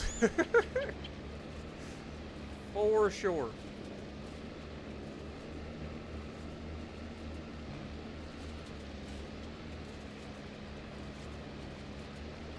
Just a little bit.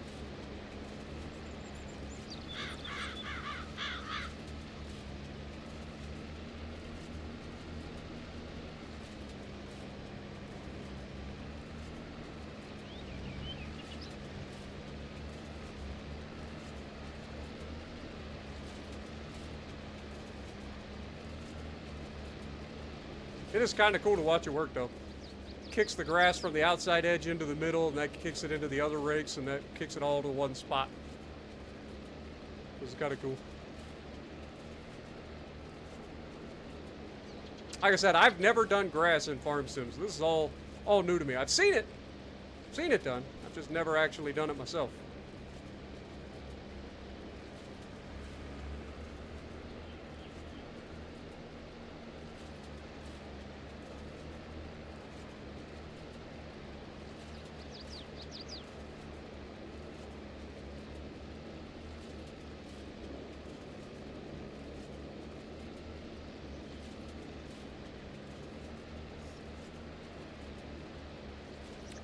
Seven kills in a tier 1? That sounds about right.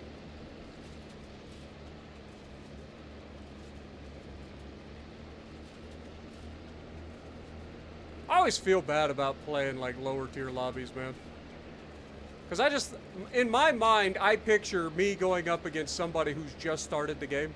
Like, I know there's a lot of like veteran players there too. But in my mind, what is happening is there's just a whole bunch of new players in the lobby. And then they're just trying to have a good time, trying to learn the game, and then here I come, just coming in and just murking them. They don't even know how to use their ship yet. They're figuring out how to fire their guns, and I'm just coming along murdering everything in the lobby. I'm like the final boss. It's like, I turn tier 1, tier 2, tier 3, and tier 4 into fucking Dark Souls for new players. That's what happens. And I'm not even that good. I'm like above average at best.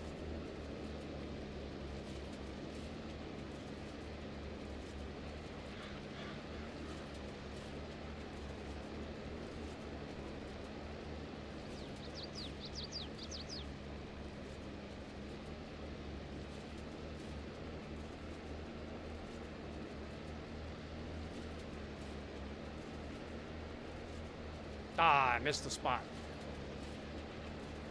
Dang it.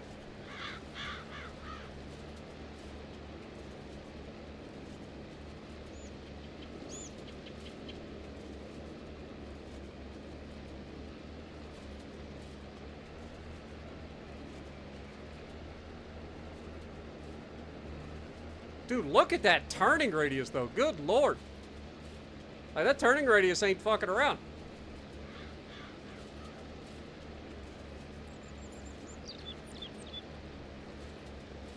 And time.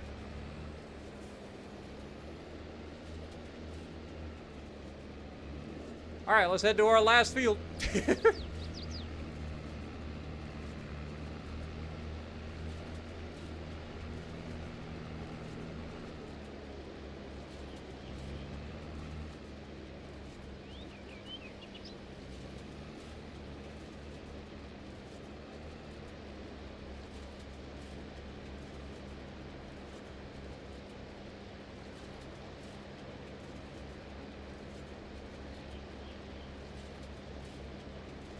my rage game is top tier. I definitely do get mad. A little too mad.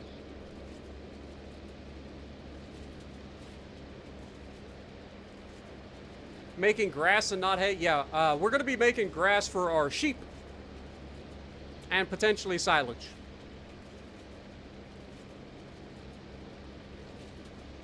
What up, Simpin? UA12, good morning. Silage is a great moneymaker at the beginning. But, I wanted to try to do some, like, sheep.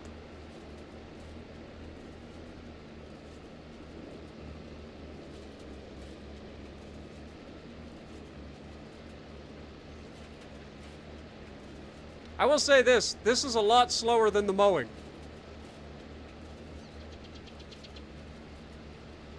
Now, we may turn some of this into silage to sell, but most of this, I think, is going to be for our sheep. I don't know how many bales this is going to be, considering this is our first ever harvest.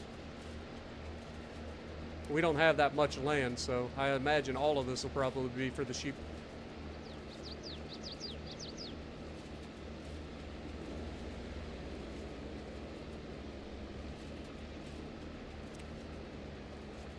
Not gonna lie, part of me is wishing that I had bought the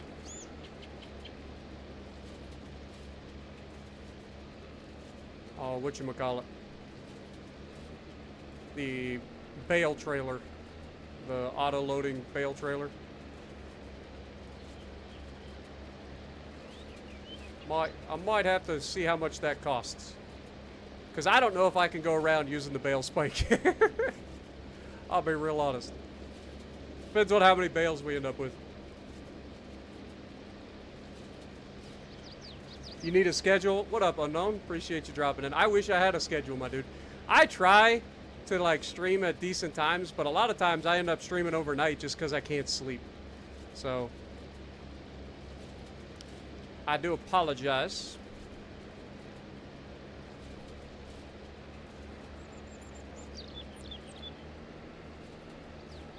But it's been so hot during the day here this week that I just have not wanted to stream at all. It's been brutal. And my room, like I said on Wednesday, my room is inside, like, or in the back of the apartment from my AC. So my AC keeps the apartment relatively cool, and even my room stays pretty cool most of the time. But as soon as I start gaming and streaming, my room turns into a goddamn oven. A friggin' oven.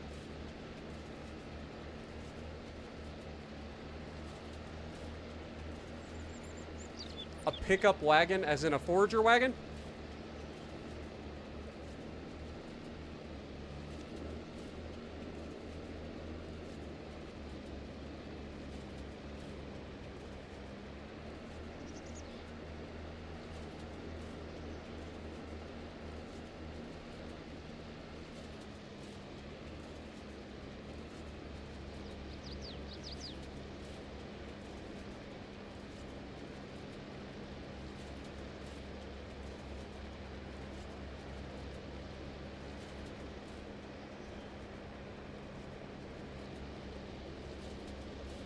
I ain't gonna lie, this does make the field look really, really, like, satisfying when you can hit all of the little spots.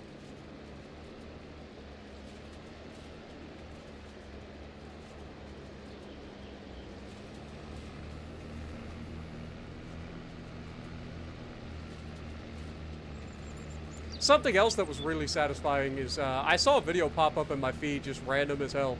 That was a guy that built a really big scythe and ended up making, or trying to use the scythe to cut a hectare of grass in one day. And he actually made pretty good progress considering how much work that is. But he didn't end up pulling it off. Alright. Fold this bad boy up. Let's go pick up our baler.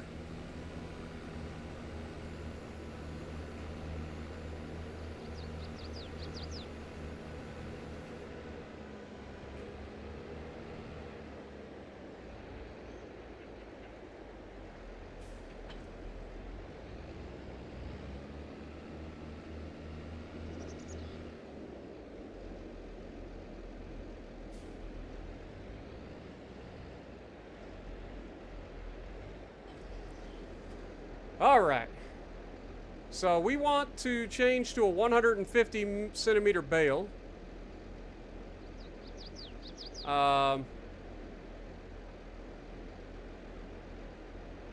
Unfold the baler. Turn on automatic drop. How do we do this?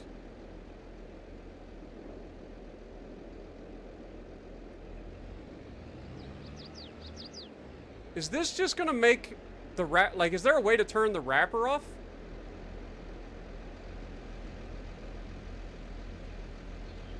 Reset bale counter. Change bale size. Fold baler.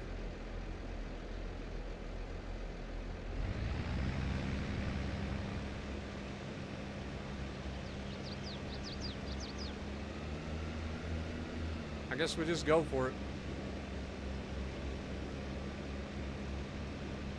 I didn't lower the baler.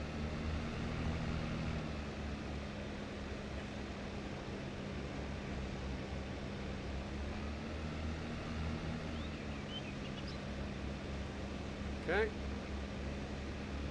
I'll pick up this little bit here.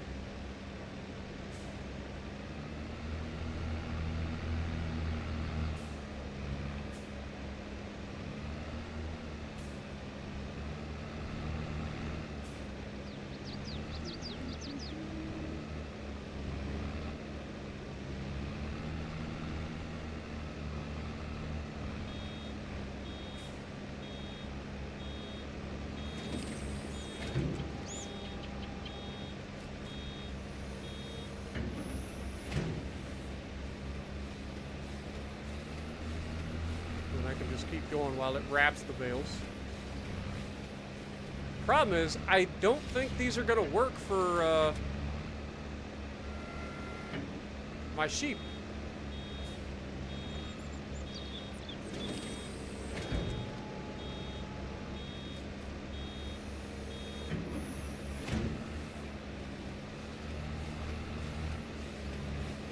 Unless I can just take them and drop them at the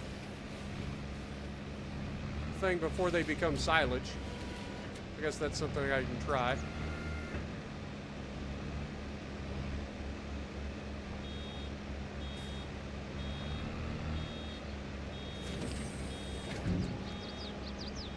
I mean, this is looking promising, though. We got 3 bales just off this tiny field.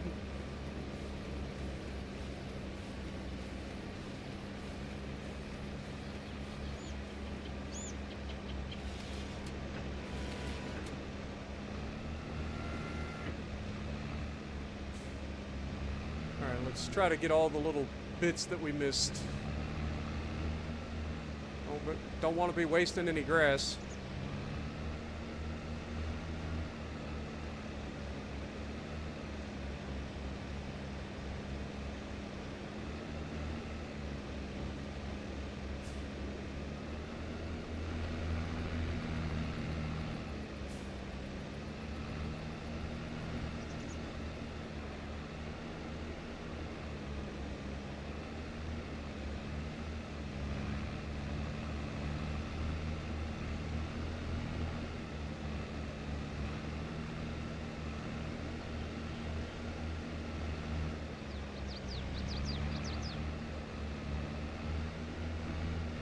Whoa! I guess my tractor's a little bit hungry. Wanted to eat the bale. Don't worry, tractor. There's plenty more where that came from. There are people watching. You can't be doing that sort of stuff.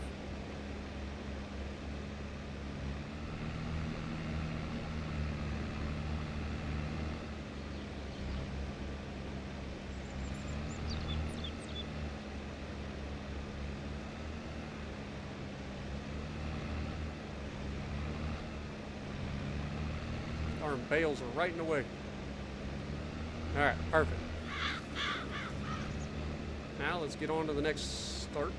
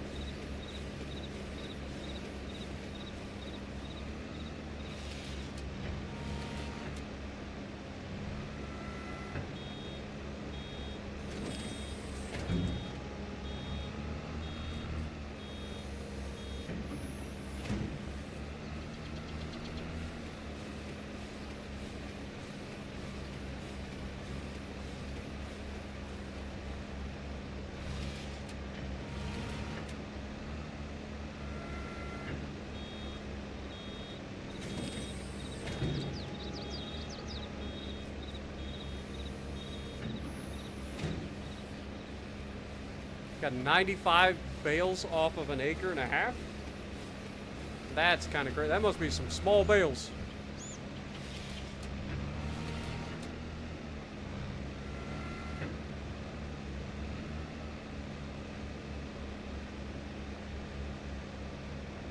That's a lot of bales for that small amount of land.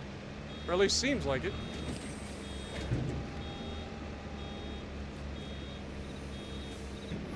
Yeah, I'll pick up some grass when we see it. When we get to the back. Finally saw me hit something. I would never hit anything. What are you talking about? I am the best farm sim player on the planet, bar none. Clearly.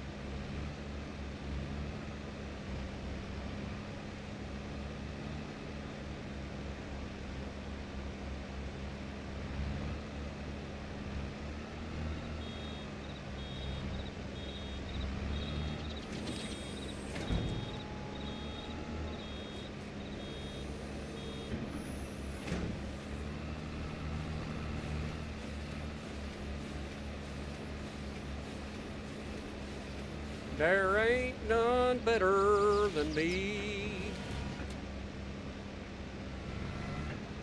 Just ask your mom and your auntie.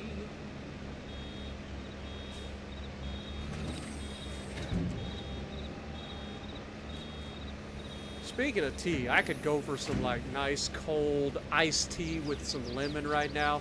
Ah. I ain't gonna lie, I'm making myself thirsty.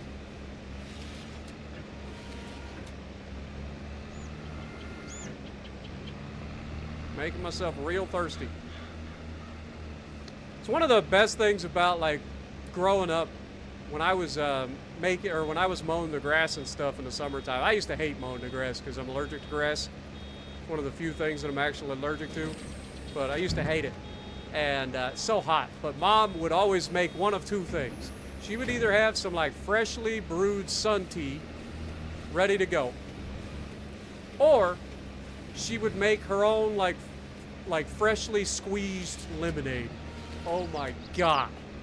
Hey, ain't nothing better in the summertime than either a nice cold glass of sweet tea, sweet sun tea. I don't know what it is about sun tea that makes tea even better. But sun tea makes things better. I don't understand it, but it just is. Or lemonade, freshly squeezed lemonade. Oh my God. Give me some of that right now. Worst truck driver ever. Hey, I'll have you know, not everybody could have dodged that car and hit that semi head on. I'm just saying. Now that takes real skill. I'm so underappreciated. Like you gotta look past the fact that I had an accident and just realize how much skill was involved in that accident.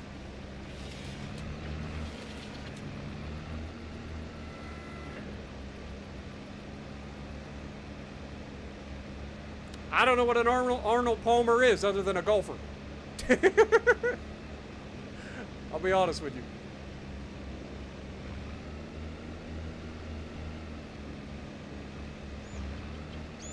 I don't drink. I know it's like an alcoholic drink, but I don't drink, so I don't know much about it.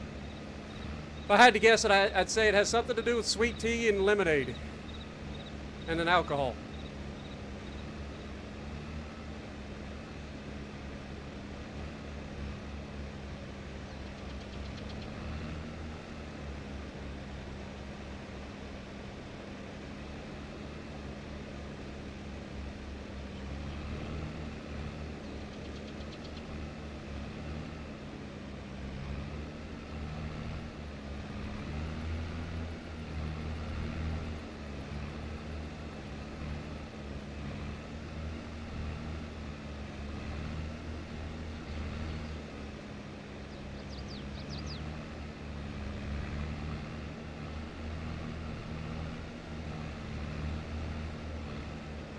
Look at that skill, man.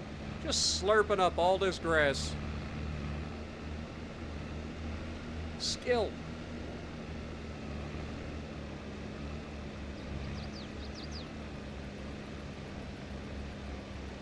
Tea and lemonade mixed non-alcoholic? Oh, okay. Well, I mean, tea and lemonade are both amazing mixed, so yes, I would agree. One of my favorite, like, non-actual tea things was the brisk tea with lemonade. It's pretty good. Like, it's not like real tea. It's kind of like, I don't know. It tastes fake, but it tastes okay. I'd much prefer real tea and lemonade over brisk, but brisk with lemonade is pretty good.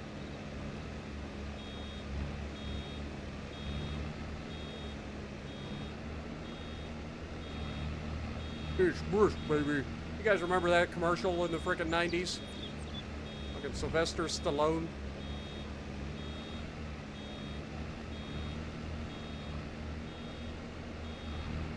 I missed a spot, apparently.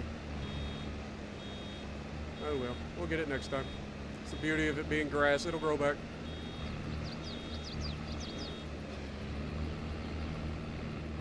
It'll grow back.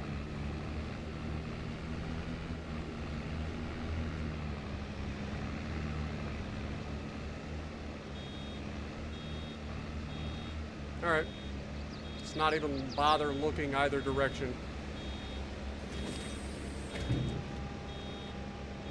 Are we gonna drop this straight into the highway?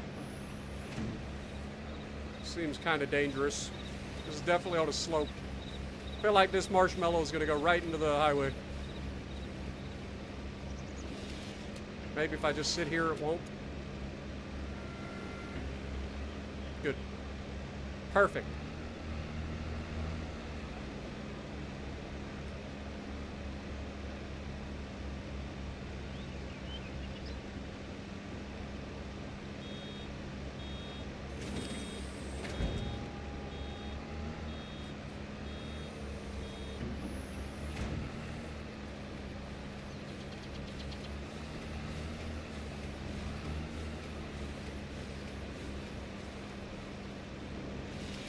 Have I ever had a proper tea? If you're talking about by proper tea, you mean you guys' weird ass milk tea that you guys make across the pond? Probably not.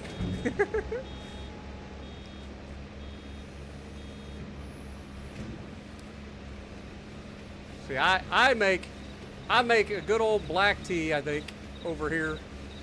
I've had green tea too, but I think most Americans go for black tea. That we end up brewing cold or warm. Depends on the time of year. But we're not putting milk in tea. Sorry, it's not going to happen. You put milk in coffee, not tea. And I don't even drink coffee. But I'm not putting milk in my tea. It's not going to happen. It's just weird. Two things go in tea. And that is lemons or sugar. That's it. Ice cubes. Yeah, that's what those folks do across the pond. They put milk in it like it's coffee. It's weird. I've never had it. So I don't know if it's good or not, but it just doesn't sound appealing to me. I like milk. I like tea. I don't think I want milk in my tea.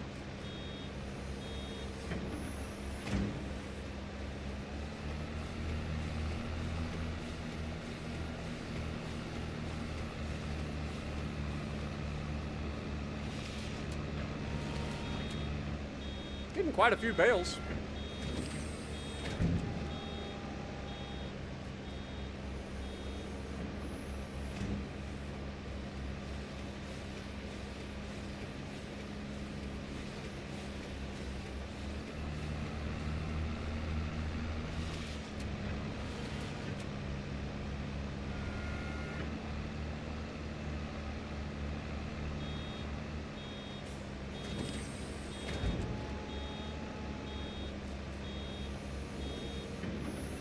I ain't trying Vegemite, I'm sorry.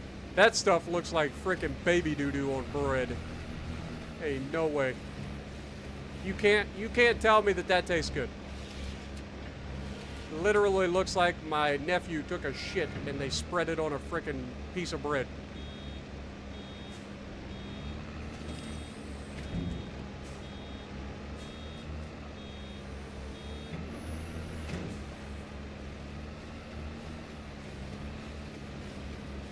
I've tried a lot of different things in my life. There are a few things that I just don't think I'm gonna ever try. Like oysters.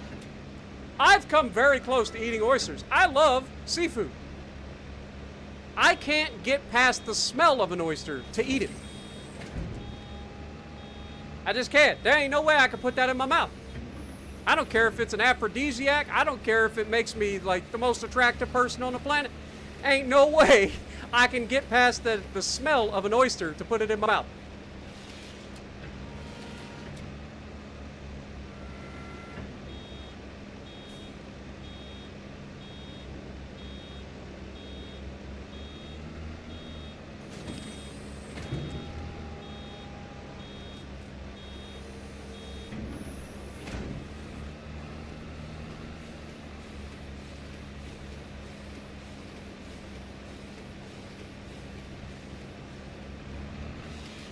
I just find it funny. There are so many different types of food out there. There's so many different types of like depending on where you're at in the world, like it's so vastly different too. Like there's obviously some carryovers from one culture to another, but like it's so weird to me to see what other people enjoy, and it's just like I look at it and I'm like, how do you like that? Like I guess if you're raised on it. I'm sure there's plenty of stuff that's American that people like look at and they go, what the fuck are you thinking? How are you eating that? But yeah, it is pretty funny.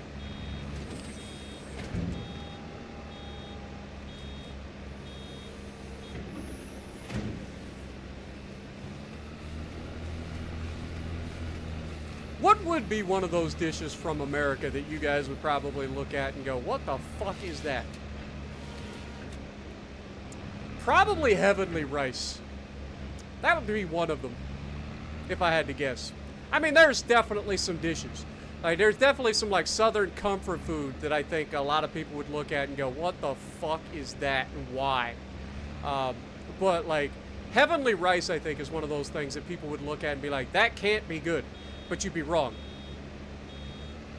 My grandma used to make it for Christmas and Thanksgiving and stuff like that. Basically, it's a version, like a dessert version of rice with like cherries and stuff like that, and whipped cream and stuff. It's so good.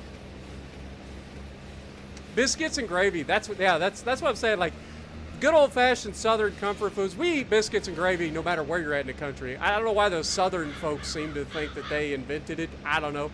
Well, we eat it everywhere. Biscuits and gravy are amazing. And you can have so many different types of gravy. Problem is, where you guys come from, there's like one type of gravy. So it's not the kind of gravy that you guys are thinking of. I promise you. Biscuits and gravy are fantastic. You can have sausage gravy. You can have bacon gravy. You can have hamburger gravy, turkey gravy, chicken. Basically any protein that makes fat when you cook it will make a good gravy. But our favorites are probably sausage. Sausage gravy is fantastic.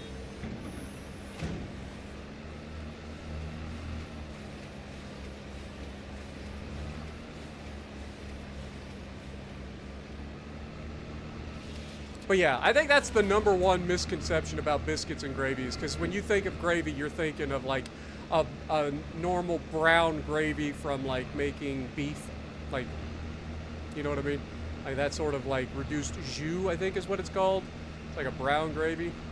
But no, we got so many different types of gravy in the U.S. We got so many types of gravy, and they all just as unhealthy as the last. And then there's all the deep fried shit, especially at like fairgrounds. We have all the deep fried stuff. I'm pretty sure deep fried existed outside the U.S. We just perfected that shit. We turned it into an art form.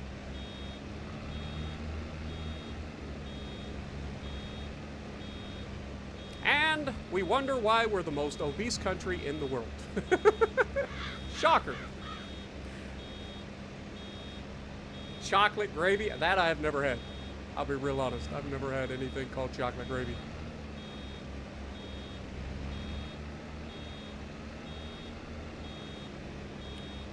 What's another good food that I think I like? Grits.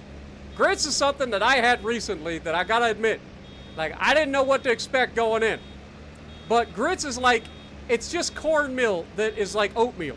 Like, that's the only difference. Like, up here in the north, we got oatmeal, right? Like, that's our big thing. We'll eat oatmeal. And you can put pretty much whatever you want in oatmeal, right? Whether it be fruits or spices or whatever you want to do with oatmeal. But down south, they got the grits. And it's just cornmeal. That's how you make it. You make your grits out of cornmeal. And so it's like the southern version of oatmeal. It's really good. Of course, I had the like just standard grits, which was pretty bland, but it was still pretty good.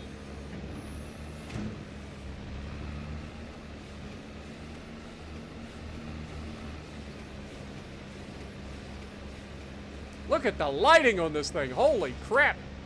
We got all the lighting.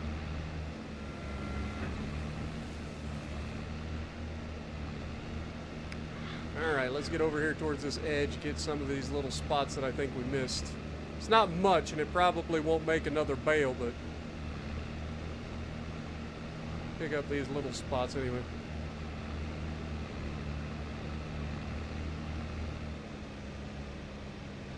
Just kind of nudge the bale out the way. Nudge the bale out the way. Totally wouldn't have just ripped that plastic to hell by bumping it with the tire.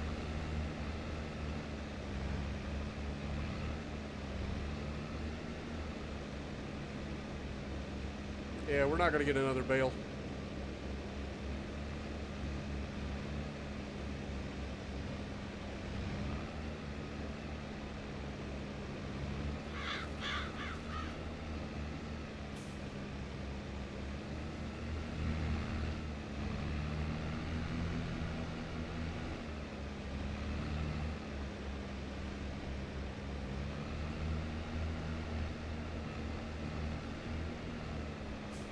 Darn it. So close.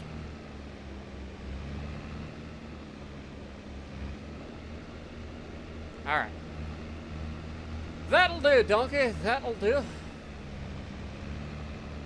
We'll just put this in our, leave this in our baler for now.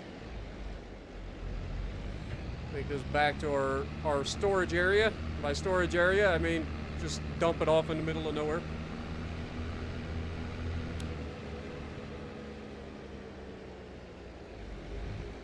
Cheese grits. Northern style with milk, butter, and sugar. Yeah, that's the thing. Like grits, like I said, are basically like the southern version of oatmeal. So like you can do whatever you want with them. That's the beauty of it. It's just a bland like filler.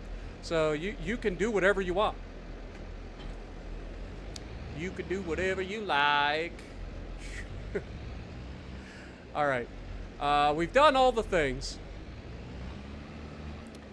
I don't want to take that stuff off of that off that trailer. I'll be real honest. Let's save real quick.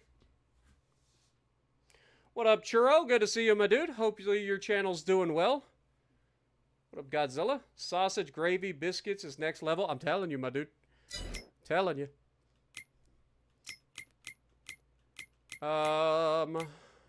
Let's look at round bale trailers. So this should be a round bale holder, right? Like this grabs round bales? Question mark? I think it does. Yeah. It can grab up to a 180 centimeter bale, so our 150s will fit on this. And it can hold 24 of them. Okay. It's $50,000 though. That's half of what we have left, but I don't feel like using the bale spike to pick up all that stuff. I'll be real honest. Alright, we're going to have to turn off our working lights and just use our headlights here. Not allowed to drive down the highway with your working lights on.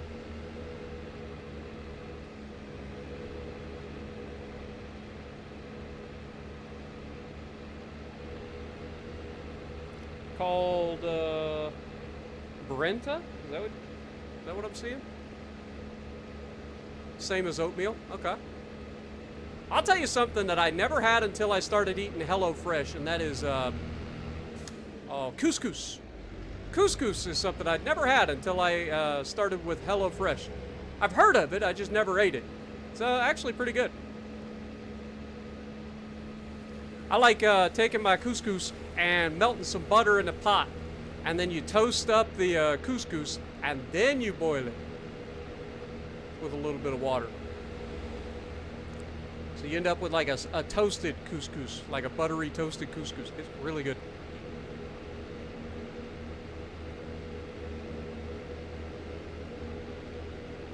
Woo.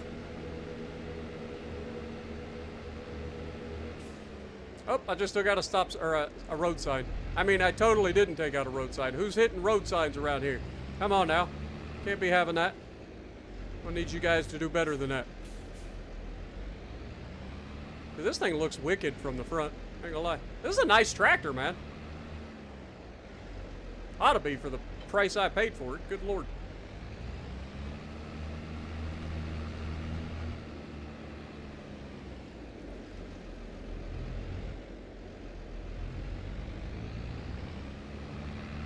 Man, somebody hit that road sign. Can you believe that?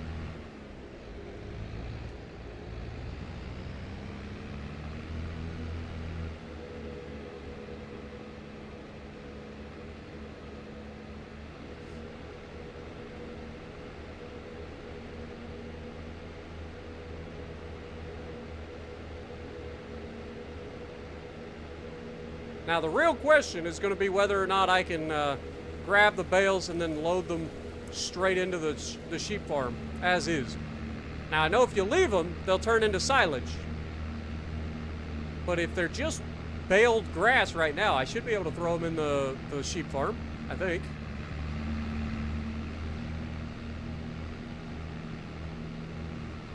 Screw that, I'm turning my working lights on. I'm almost home.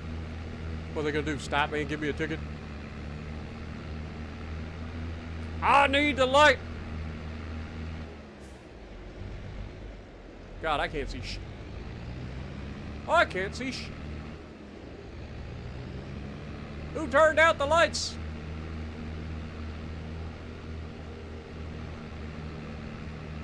Whose bright idea was it to make them black? I should have definitely used a different color for the wrap. All right.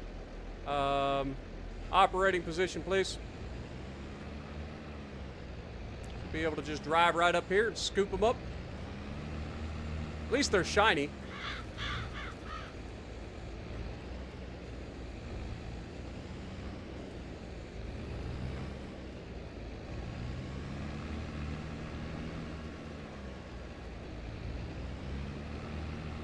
We get 3 bales off of this field. Okay. That's not bad.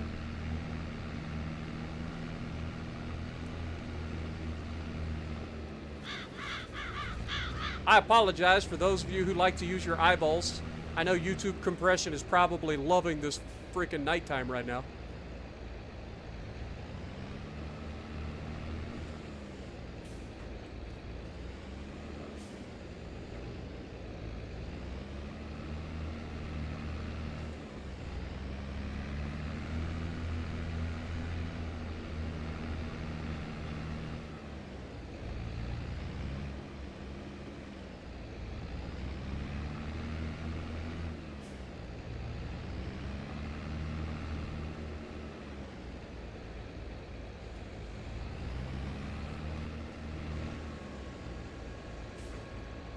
Really.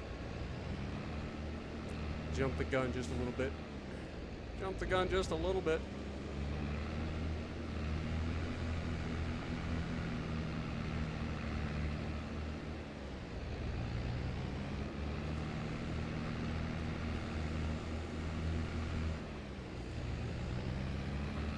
I know my eyeballs are struggling to see, so I know you guys are.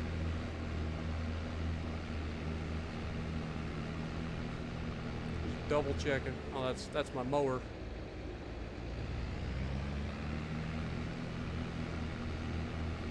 All right, I think that's all the bales from this area.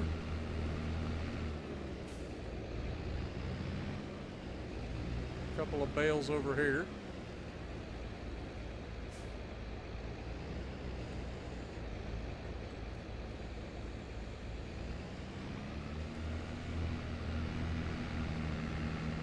should be all the bales that are on this side of the thing. Really didn't get as many bales as I thought I did.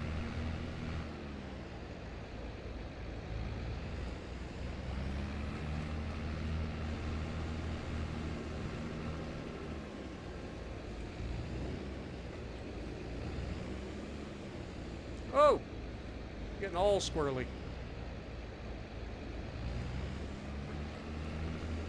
I'm just going for the shiny things in the field.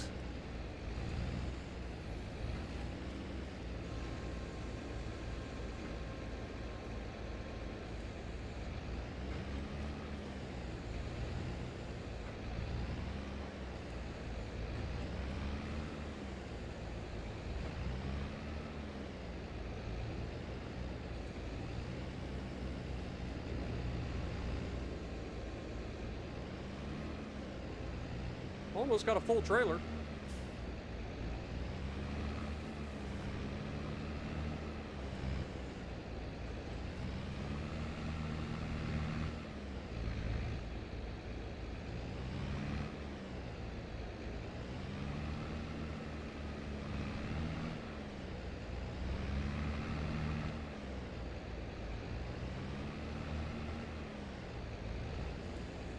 Beautiful.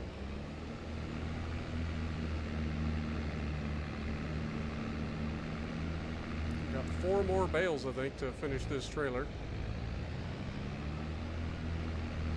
It is now officially dark as shit. What up, Guru? How's it going? Elzaz, how's it going?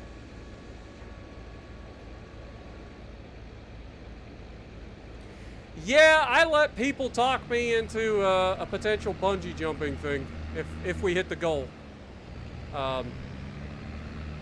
So if we ever get to $1,500, well, at least if we get to $1,500 before the end of like next month. I know it says that it's lasting longer than that.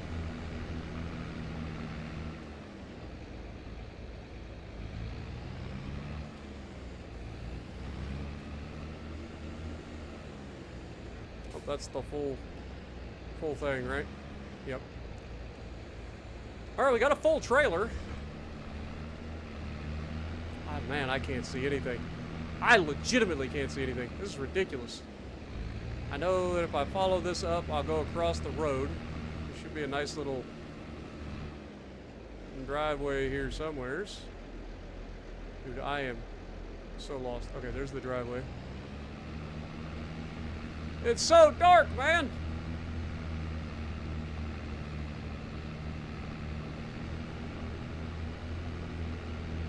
Alright, moment of truth is about to happen. Did we screw up?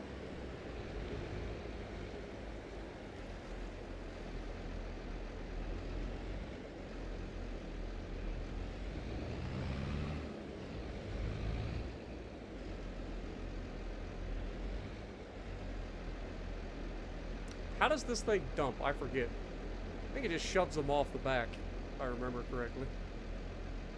So we want it to turn something like this. So we actually kind of want to go straight through here.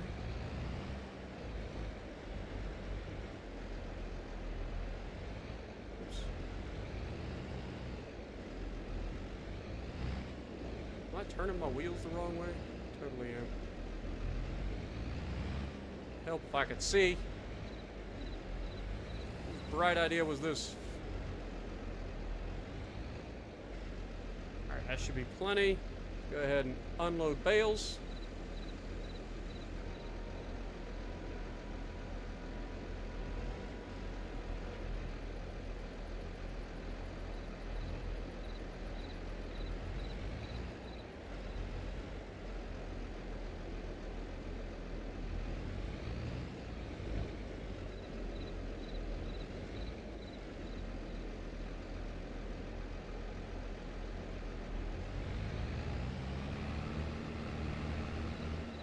I made a hell of a mess, didn't I?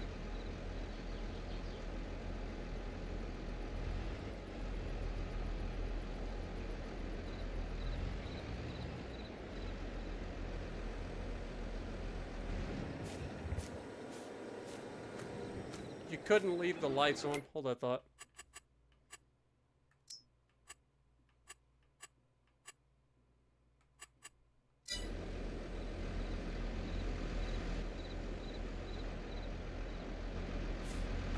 There we go. Okay, so it totally worked. That's beautiful. And then these will actually start to ferment as well. All right, well, we did our first harvest. We have gotten, let me go ahead and shut this down.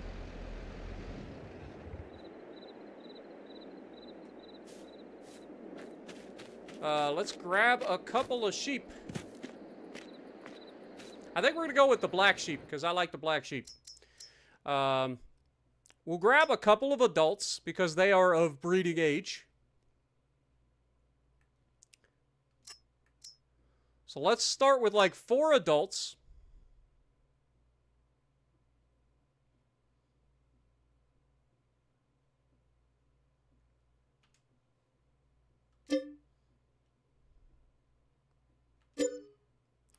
All right. So now we've officially got sheep. Somewhere. And these 4 adults will hopefully reproduce and make little baby sheep who will also reproduce later on. And we will have us a whole herd of sheep.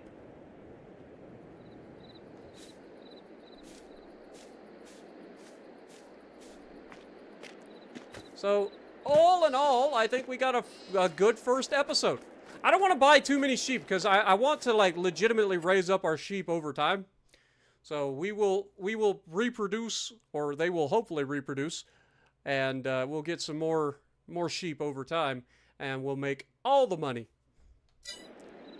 So that's good.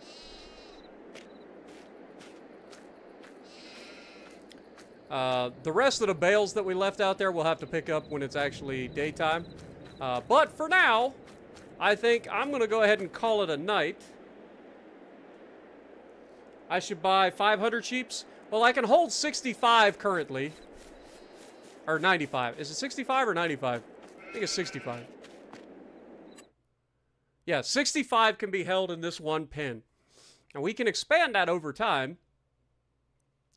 Or potentially go into other animals as well. But 65 is a good place to start. And buying 4 of them allows us to have a little bit of genetic, stability. You're not all being inbred, but at the same time, it'll probably be all inbred. Let's go ahead and double that. Let's buy 4 more adults. It gives us 8 to start with. And then as these guys reproduce, then hopefully we can get some good old baby sheep, fill up our pens, and then as they get older, then we can sell them. Just keep it going. Plus, these guys will produce wool for us that will spawn over here. So that'll be good for us. Then we can sell the wool. The wool's worth a decent amount. But we've got $53,000 left. Any of the grass that's here that doesn't get used right away will end up fermenting. We can sell that as silage. So that's going to be good for us as well. So, yeah. Thank you guys so much for hanging out with me and for starting our journey on our new farm. I hope you guys enjoyed, and I hope you have a great rest of your weekend. If you like what I'm doing, punch the like button, leave a comment below, subscribe to the channel if you haven't already, and as always, I will see you in the next video.